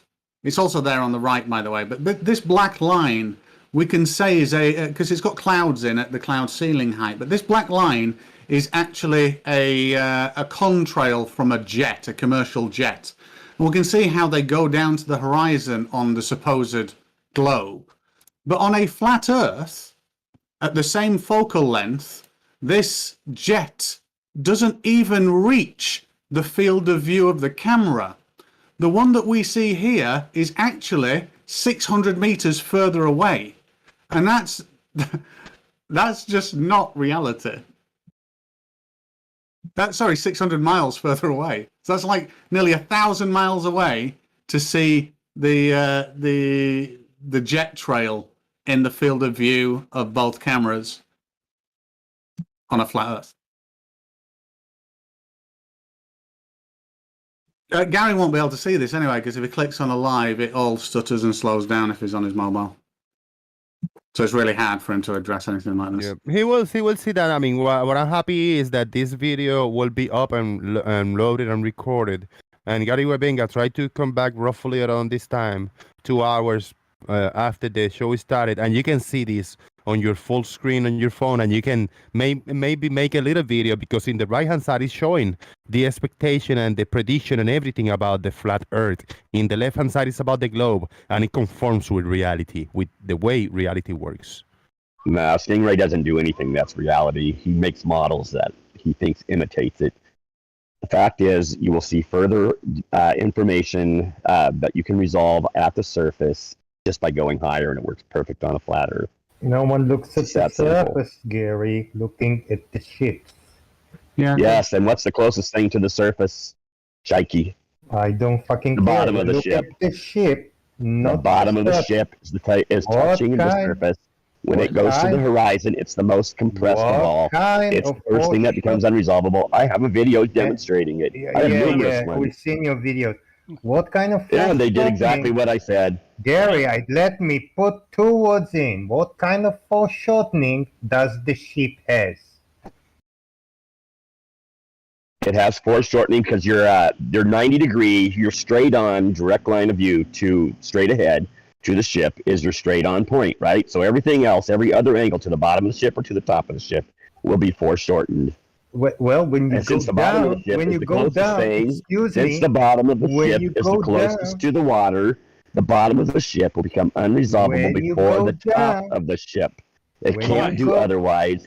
That's when geometry. you go down, No, it's when not. you go down, Yes, it when is. you go down, you less foreshorten the bottom of the ship, Gary. So why does it disappear? Because the angle becomes compressed because it's foreshortened. Which The only direct angle? line of sight is not foreshortened. Which Everything, angle? every other angle to the angle surface because it's a bottom vertical should be surface. 90 degrees. Okay, Chikey, you don't like it when I interrupt, but you just interrupt No, every time I no, start to answer. because So I'm not I talking to asked you Chikey. what I'll hang angle. up or I'll just listen in. I'll What join in when someone else fucking wants to talk. angle, Not Chikey. Gary? We're looking at the bottom of the ship when we lay down on the beach. It's 90 degrees. What fucking angle? I'm not sure. Yes, you have your field of view. You have your whole field of view angle. So it's the ground. So when you're close to the ground is going to be the foreshortened the quickest, right, compared to the sky. No, I don't If care give you about the angle, you ground. stand up. Okay, are you going to let me talk? Not Okay, care I about the got it. ground. I'm Talk a about little the bit hoarse ship. today. I'm not Don't gonna sound we over don't you. have ground at all. I'm not Yeah, gonna sound over you, Chike, back and Chikey. forth, back and forth. Yeah, let's try I'm not to not interrupt in listening, between. buddy. You think I'm bad? Let's try You not to was. interrupt in between, Shike. Let's not interrupt in between. Let him say the whole statement and sentence, and then you can have. No, I can't say 2 words and Gary will talk 5 minutes. Yeah, but in this Doesn't time, talk like you this. were able. He muted. He said, "I go mute," and you were able to finish his statement. So let him finish his statement, and then hopefully he'll give you the same courtesy to let you finish what you have to say. I'm not going to waste my time with Chike. My voice is hoarse today. I don't feel like talking that much. I'd talk to anybody else, not Chike. Chike's a waste of time. Well, Stingray demonstrated reality beautifully over here, so I don't know what you're talking about, Gary, because you're going against reality. Stingray doesn't do anything in reality. He makes models. Models are not reality. Oh, He models. can't demonstrate field of view, compressed Oh, yeah, perspective let me- in his model. Let me do this. Neither So, can you. Let me just answer. Let me just respond to that. 2 seconds. So, no one ever has claimed that a 3D model or a model of anything is reality. That no one does that. I don't know why that's a thing. What a model is, for the 50th time to dumb as shit flat earthers, is a model is a representation of an understanding of a concept that allows you to make predictions that you then measure against reality to see how accurate your understanding is that you've built into the model.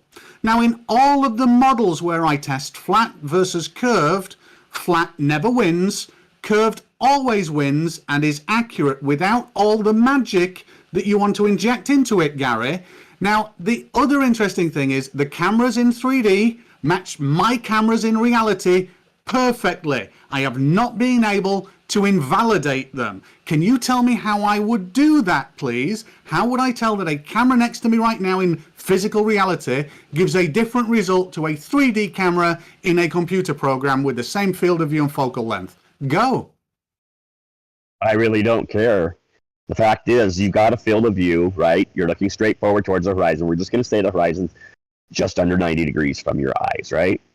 But your horizon will basically be unrecognizable as different, because when you're looking with your natural eye, the horizon is right at your eye level. It's just that little space between your eye level and the horizon is too small to resolve. It's like railroad tracks. You can't see that space in between at the horizon.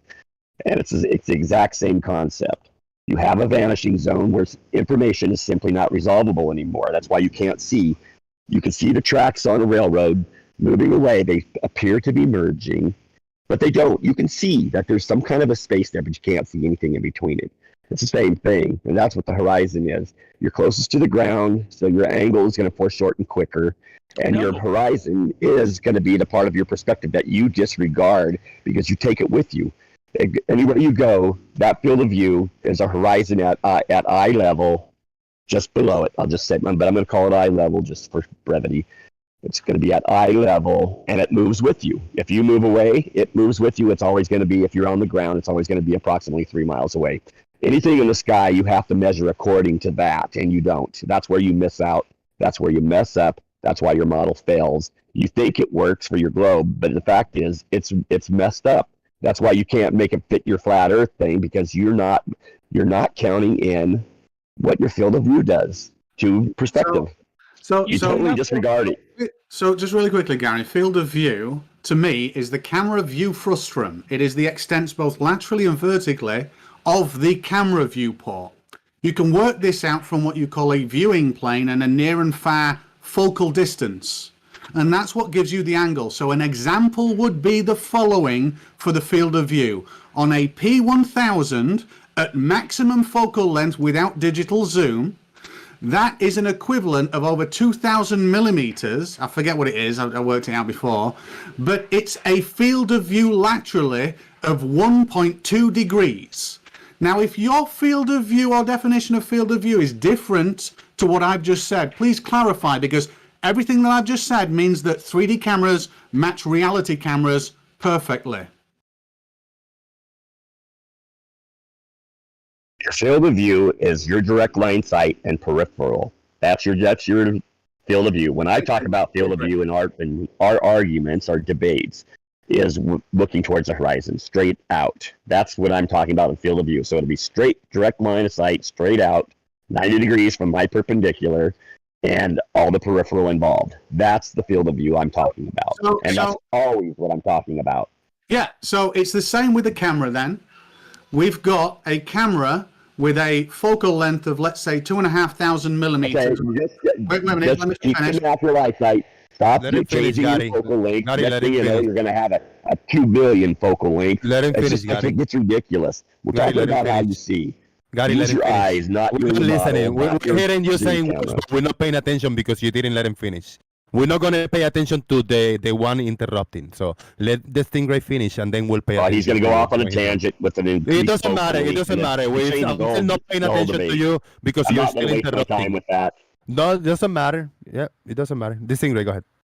Right. So what's interesting here is on these cameras, I have a focal length, and on a P1000, you can have a focal length, and they call it equivalent focal length, not actual focal length, because focal length is derived from the actual size of the viewing sensor size and the distance to the convergence point of the camera lens. Now, they call it equivalent to make it full frame or 35 millimeter equivalent. So you can have an 80 millimeter lens, a 1000 millimeter lens, which is a telephoto, or a 2,500 millimeter equivalent lens, which would be your P1000, which produces less than a 2 degree field of view laterally. Now, when I create that in 3D, in my 3D program in a model, it matches my lenses exactly.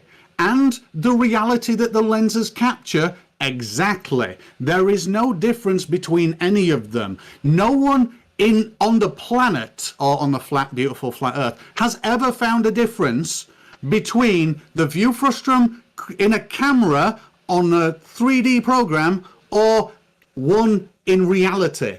It's the two are identical to each other.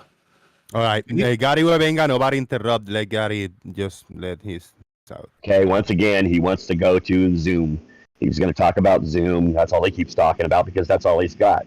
Your natural vision, you got to match your natural vision with whatever you're doing with the camera. So whatever the focal length you use has to match basically what you see with your eyes. Anything else, you're just messing up, and there's explanations for all of that just based on the decrease of your field of view when you increase the focal length. But the simple fact is, anything you look at with your direct line of sight when you're looking out towards the horizon, your field of view is going to be your direct line of sight and your peripheral. That's the field of view. Which has nothing And you to have do to match. You have to match your model to fit that. And in your field of view, the horizon is ground where it reaches eye level. And you have to match that when you move away. So when you move away from something like Polaris or the sun or other stars, obviously they're going to drop in the sky because you're moving away, but you also have to compare it to that horizon, your horizon, which moves with you. It's 3 miles away. It's not a 90-degree angle when you're measuring from Polaris to the ground. That's not a 90-degree. And so you're messing that. That's why you always say elevation angles cannot ever get low enough because you don't know what you're doing. You don't understand your field of view. You don't know how perspective works with the ground, and that you take it with you literally. So let me just ask this. So I don't know how perspective works with the ground, but perspective to me is just the relationship between distance and size. So if something is in a camera view, whether let's measure it in degrees, let's say it's 10 degrees in my field of view and it's 10 meters away. If I move it 20 meters away, it's going to be 5 degrees in my field of view. Now that to me sums up perspective 100%. Is your idea of perspective something different? Yes, you can't measure Polaris by long distance. If you're close to it, close to its GP point, right? Then you can see the baseline, the ground where it would be the GP point. You can measure it and get the correct angle. But when you're far away, you can't because you're taking your perspective with you. And now you're basing your angle based on your horizon, which would be from you to your horizon would be your baseline. Then from the horizon up to Polaris and from your eyes to Polaris, that's the angles. And you guys, that's where you get it all wrong. That's why you don't understand why. That's why you don't understand why Polaris will be lower in the sky than what you think it should be based on a flat Earth. Because you disregard that. Let's hear some more lemon optics. And perspective is not just things get smaller. That's not. It's way more than that. You got to count your field of view and all of that. No, you don't. Lemon optics. I'm tired of hearing. Yes, you do. You're talking about lemon optics. Where you see things based on the angles. Conversation went off the rails with the third wheel. Right, so Gary, I get it. I'm not bothered about Polaris. I never mentioned Polaris. I'm just on about perspective here. You said perspective is not simply the relationship between size and distance. So are you saying that the rule that I'm about to state is incorrect or there's something else to it? If something is 10 units high in my field of view, so 10 degrees, and I double the distance, will it be 5 units high or let's say 5 degrees? Do you believe that that's correct? Things will get smaller as they move away from you. Obviously, we see that they will appear smaller. I have to correct that because otherwise one of you guys will get in the chat and say, "Oh, Gary, things actually become smaller." Everything but the sun. The sun does shrink. The sun shrinks vertically. We saw it in Wolfie's video, and Wolfie and Bobby even said it does. So what I just said was correct then, yes? If it's 10 degrees in my field of view, vertical, and I double the distance, it will be 5 degrees. We can both agree with that, correct? I don't know exactly what you're trying to imply by it, so I'm just going to say things in your general field of view that are close by will shrink. All I've just done is outline exactly what the understanding of perspective is. Now, can you? Okay, and here's what. Can I just give one more part to my last answer? Okay. So let's say you're looking at those objects in your field of view, and now you go up 1,000 feet straight up. Are those objects going to be in the same place in your field of view? Well, depending on where I'm looking, no. No, the same objects you were just looking at on the ground. You shoot up in an elevator, lightning speed, 1,000 feet high. Now you look at all those objects again. Are they in the same place in your field of view? If I was looking at them and I stayed looking at them, yes. But if I stayed looking laterally, oh my God! So you don't know perspective. Oh my God! If I stayed looking laterally, then no, they would be going down in my field of view. That's funny because yes, things on the ground would appear lower in your field of view, and things in the sky would appear higher in your field of view, right? So the sun or the angle to Polaris, it would appear higher in the sky when you went up 1,000 feet and shot up, right? Things like a boat on the horizon would all of a sudden be before the horizon and lower in your field of view, right?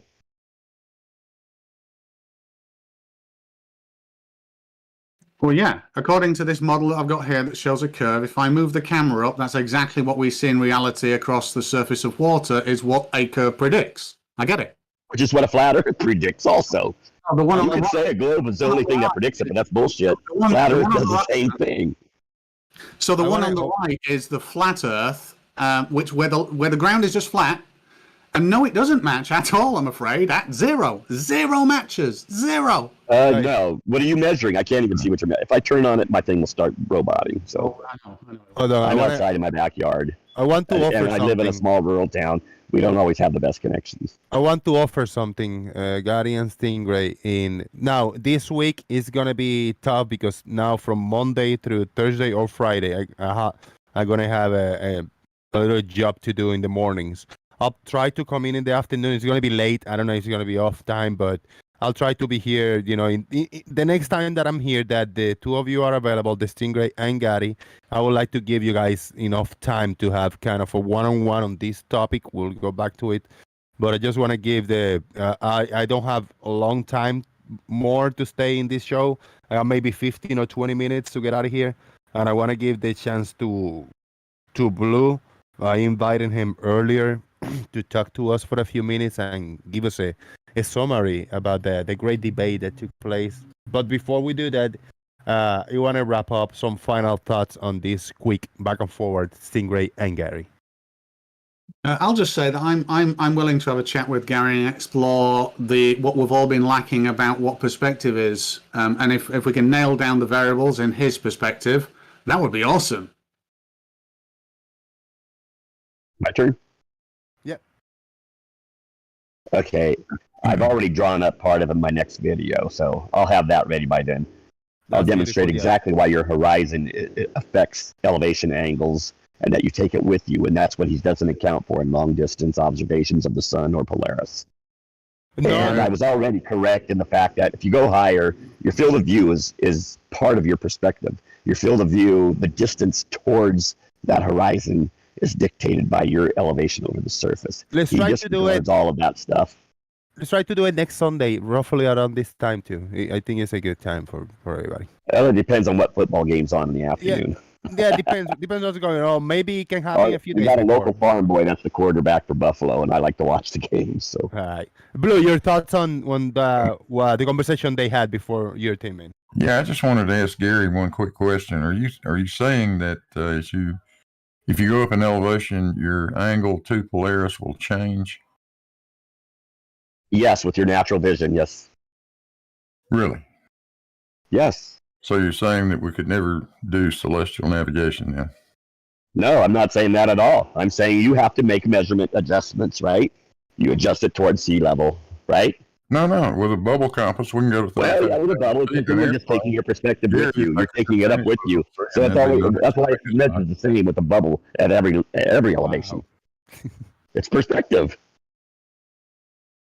You're taking your baseline with you.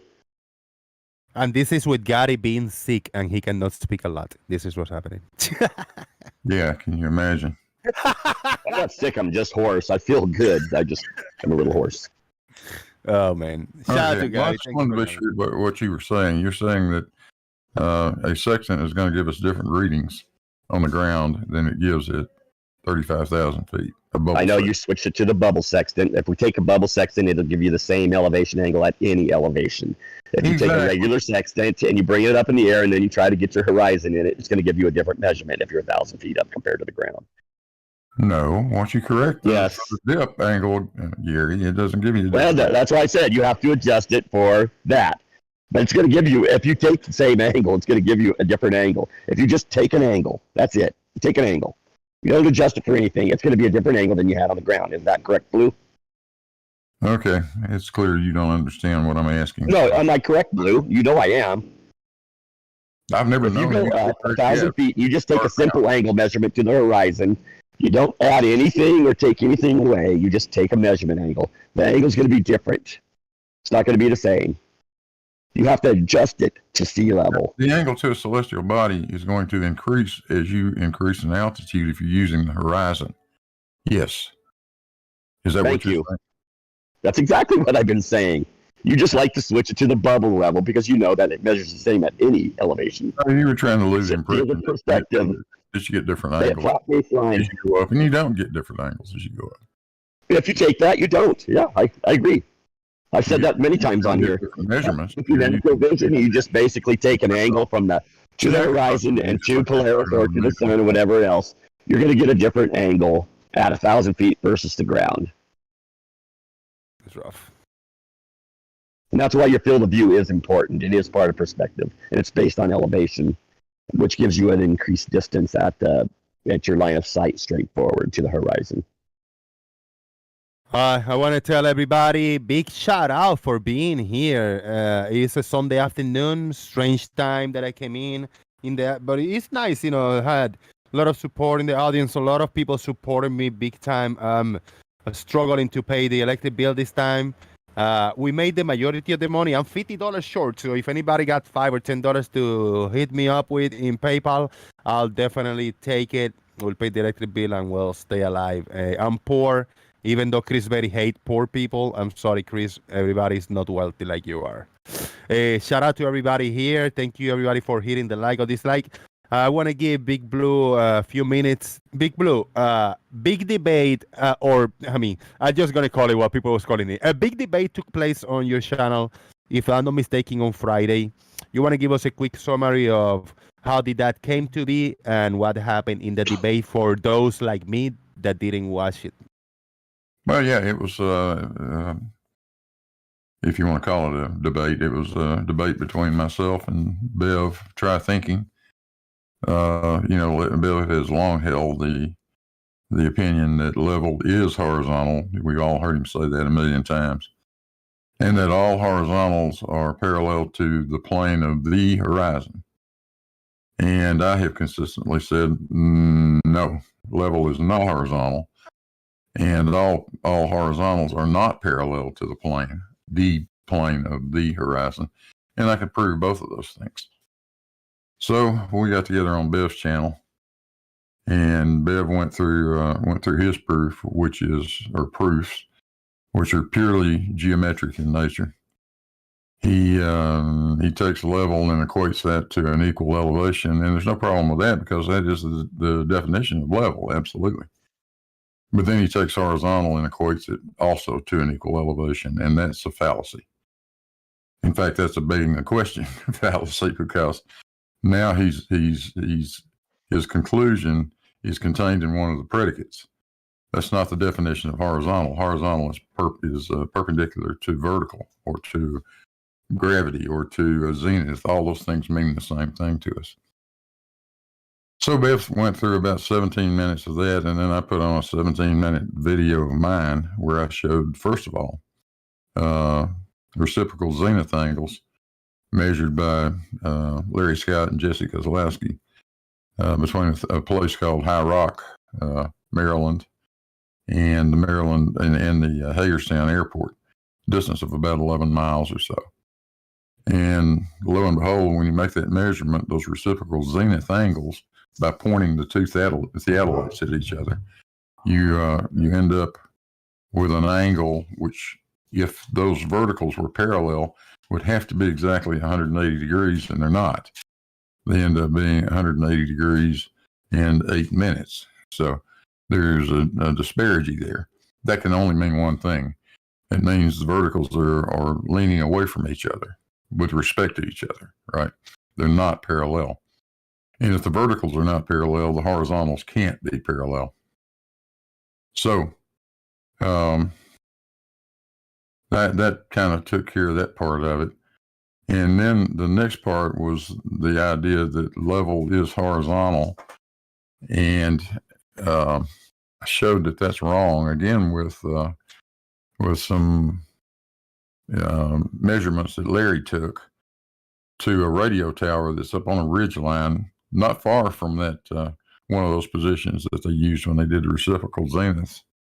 And Larry has taken over the years about 23 different measurements where he just sets up his theodolite where he can see that radio tower, and he measures an angle to it. And of course, he knows the distance. There's different ways you can get the distance, but Google Earth will do it, but there's lots of other ways too. So he knows the distance from his point that he's measuring. And when you take that with the angle that he measures up to the tower, then you can compute a trigonometric height difference between you and the tower. And if you add your elevation to that, you should get the tower height. Problem is, when Larry did that over 23 different distances, the radio antenna has 23 different heights. It just doesn't work. But when you correct that data for 8 inches per mile squared plus refraction, it forms a perfectly straight line. Every measurement is within about 3 feet of each other. And the final thing I showed Bev, and this one, he really hates this one, is a picture that he made with his auto level on the beach at Southport with Blackpool Tower in the background. Now, the auto level is sitting with its crosshair about 5 feet above that beach, but it's striking Blackpool Tower, that structure down there, 100 feet above the beach. Something is wrong. It can't do that. The only way that can happen is if level is departing from horizontal. So, that was my contentions. After that, it's just simply evolved into an yeah, it is, no, it isn't, sort of argument. So nobody gets anywhere with Bev, but I didn't expect we would. Where did it happen? In your Discord or his? It happened in his Discord. How was the crew? Was there some kind of a structure? No, it was pretty much just Bev and I. Back and forth, it wasn't like time by, No. And did the rest of the crew behave? Did they allow you guys to have your back and forth? They did. Nobody said a word other than Bev and myself. That's appreciated anywhere and whoever it is. When it's one person versus another person, that's it. It shouldn't be anybody unless there was a moderator assigned previous to that. But yeah, that's good. That's a good thing. Yeah, I've gone in there before, and all of a sudden you're arguing with 10 people simultaneously, and I don't enjoy doing that. One-on-one means one-on-one, but I know Bev Bev and I can go back and forth at each other and not, interrupt all that much. Of course, there's going to be some, but it's not terrible. And I didn't think we needed a moderator, and sure enough, we didn't. It worked out fine. So, anyway, it's up on my channel. It's up on Bev's channel, so you can watch it on either place. It's a lot of feedback. Man Devil say your presentation was a masterpiece. A lot of people enjoyed it. That I have heard comments. They say like, "Oh no, Blue swept the floor with him," and it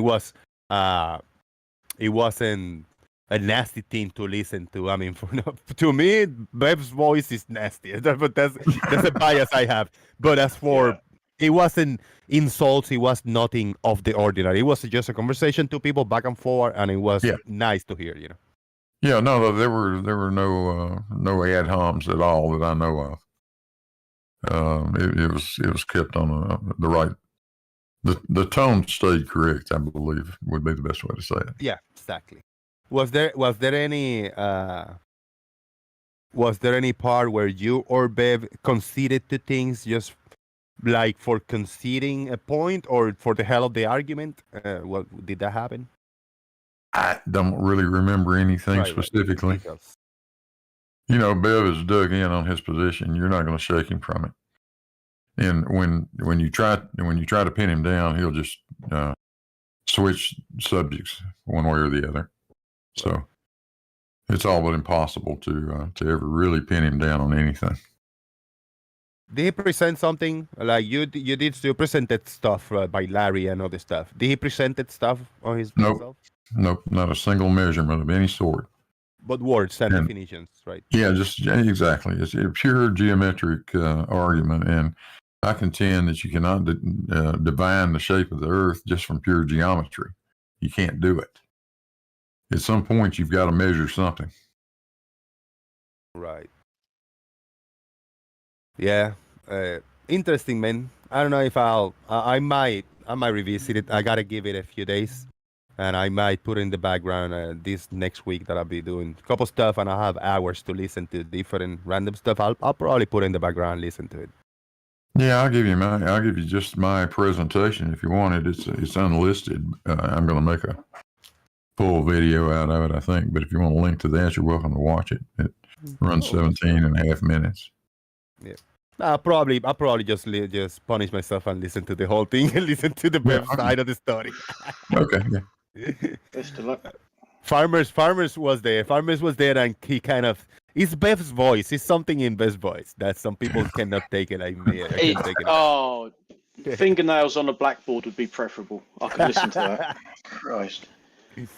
And it's not only his voice; it's what he's actually saying. I mean, you know, as soon as you see his whiteboard and he's that was it. I thought, no, bailing out. Sorry, Blue, I'm out of it. You know, it's too much. C4 is asking, and that happened on this past Friday, 2 days ago. That debate. Am I correct, Blue? Yeah, right. Yeah, yep. That happened on Friday. It's on Blue's channel and on Bev's channel. There was a multi-stream, so he was streaming to his channel. You were streaming yours, right, Blue? Yeah, right. Right. Okay.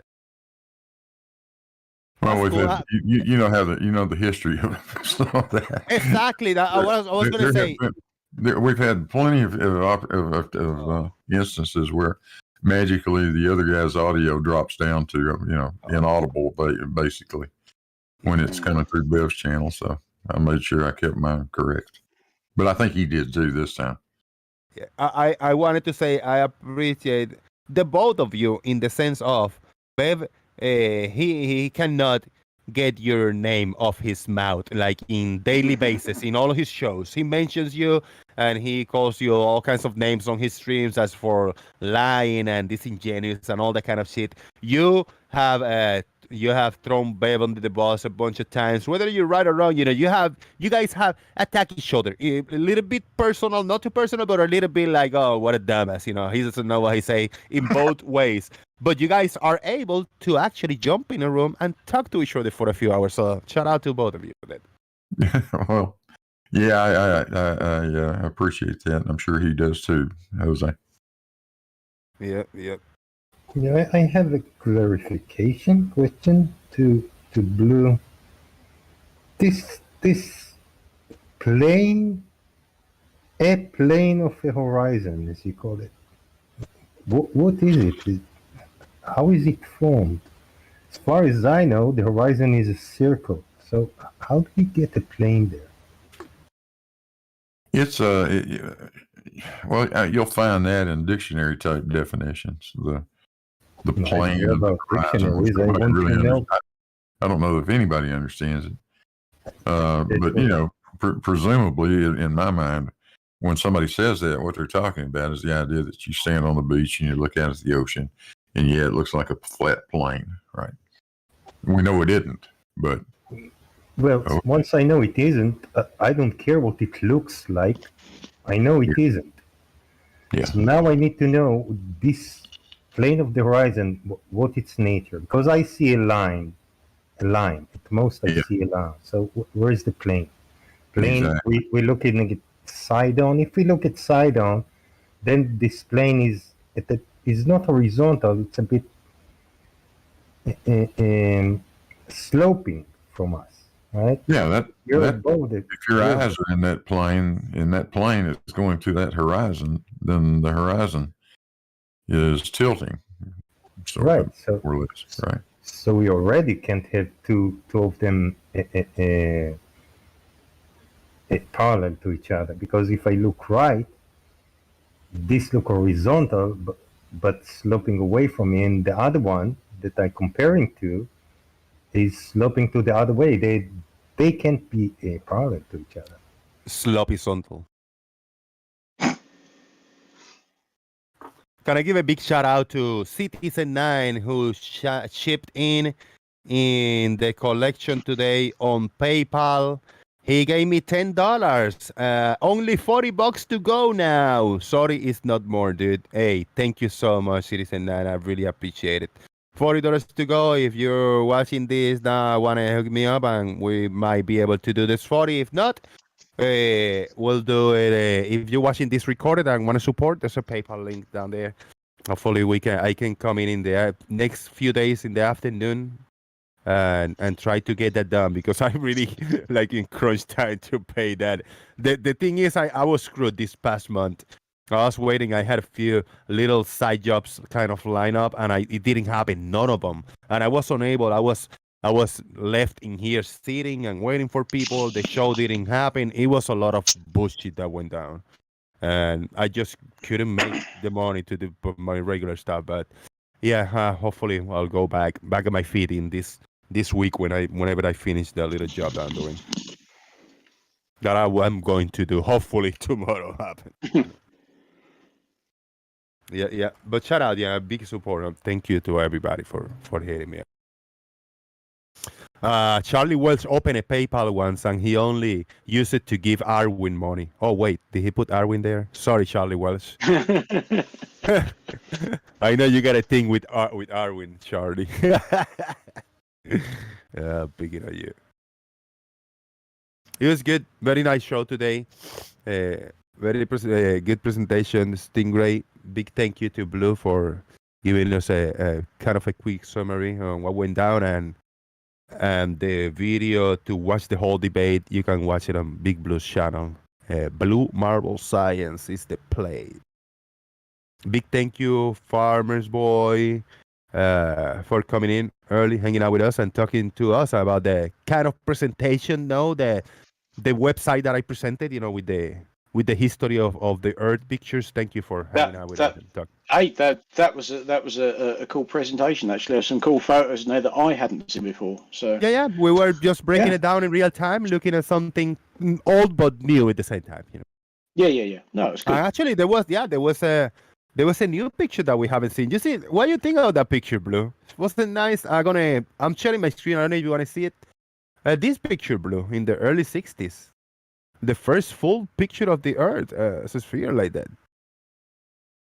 I mean, the first photo, color, right? Color photo, if I'm not mistaken, something like that. Color photo of the Earth from space. Yeah, the first, full color image of the full Earth. Yeah. From what was the letter? DERPA? The DERPA? No, the DERPy. No, it was Dodge. It was the Dodge. Department of Defense Gravitational Experiment or something like that. I'd never heard of that satellite before. I'd never seen that photo before. Yeah. Everything blue, nice, right? He's got all kinds of artifacts and little latitude lines. Yeah,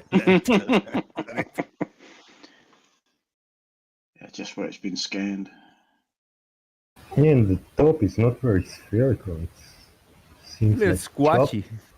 Yeah, I think it's just been sort of some kind of compression in the camera is not perfection, I guess. Yeah, older camera,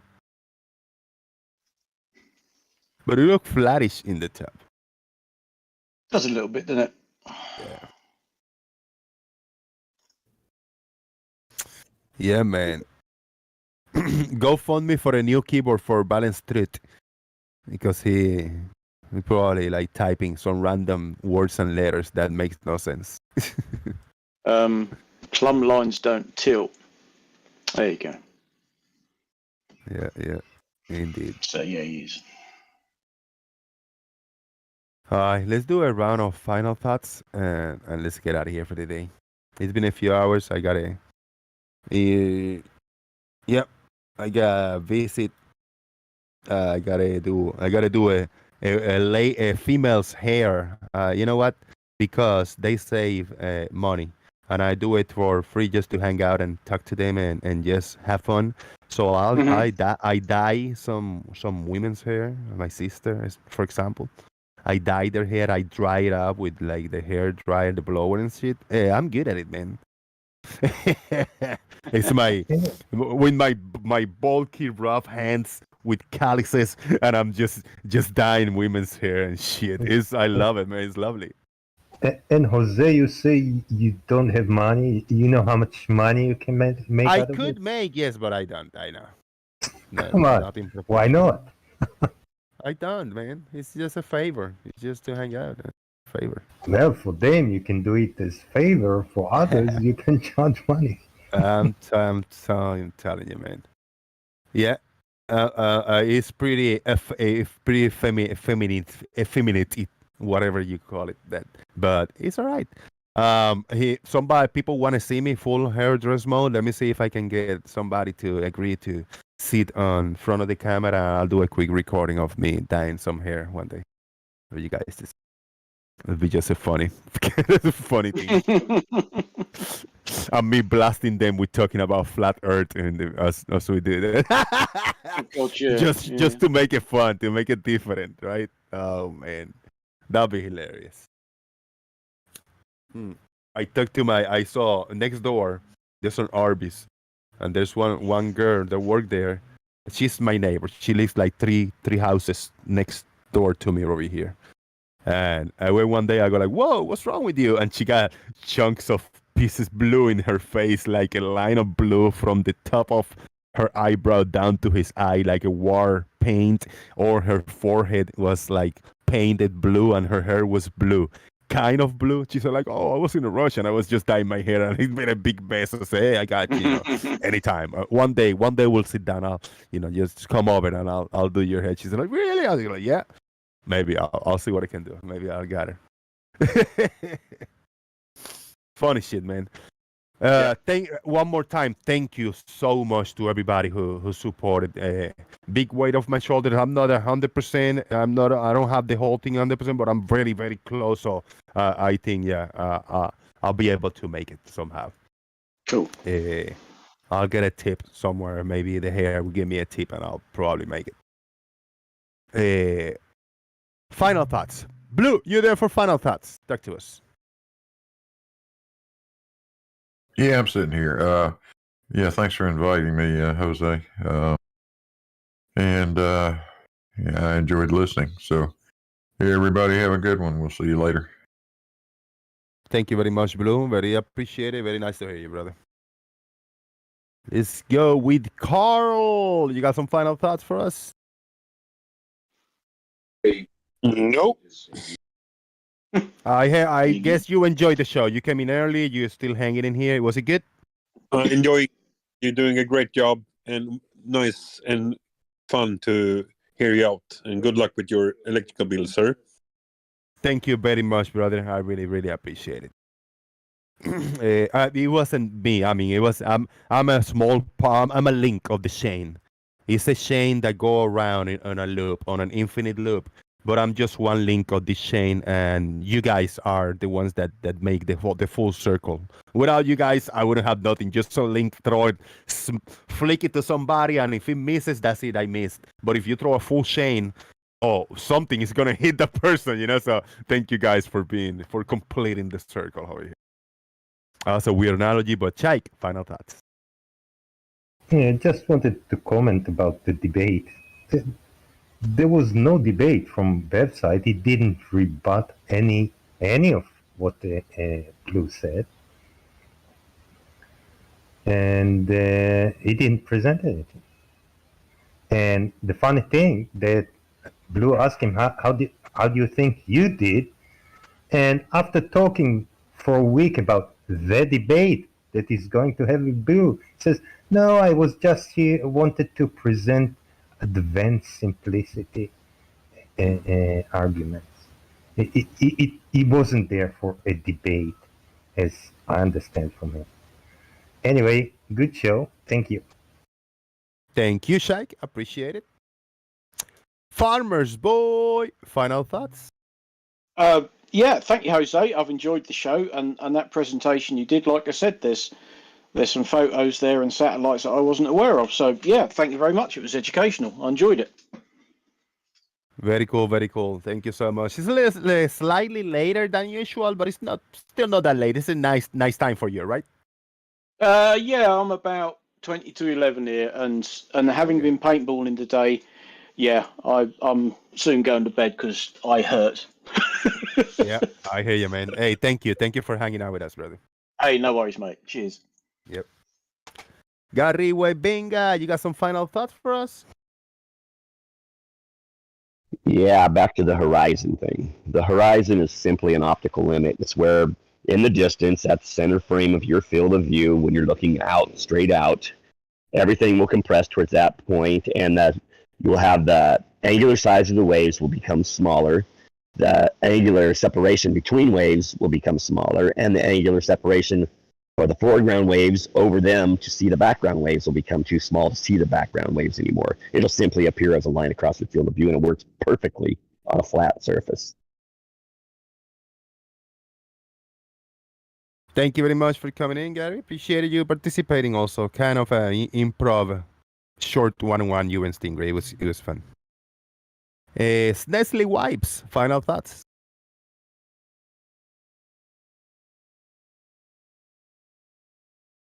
Tinkerfield, do you hear for final thoughts?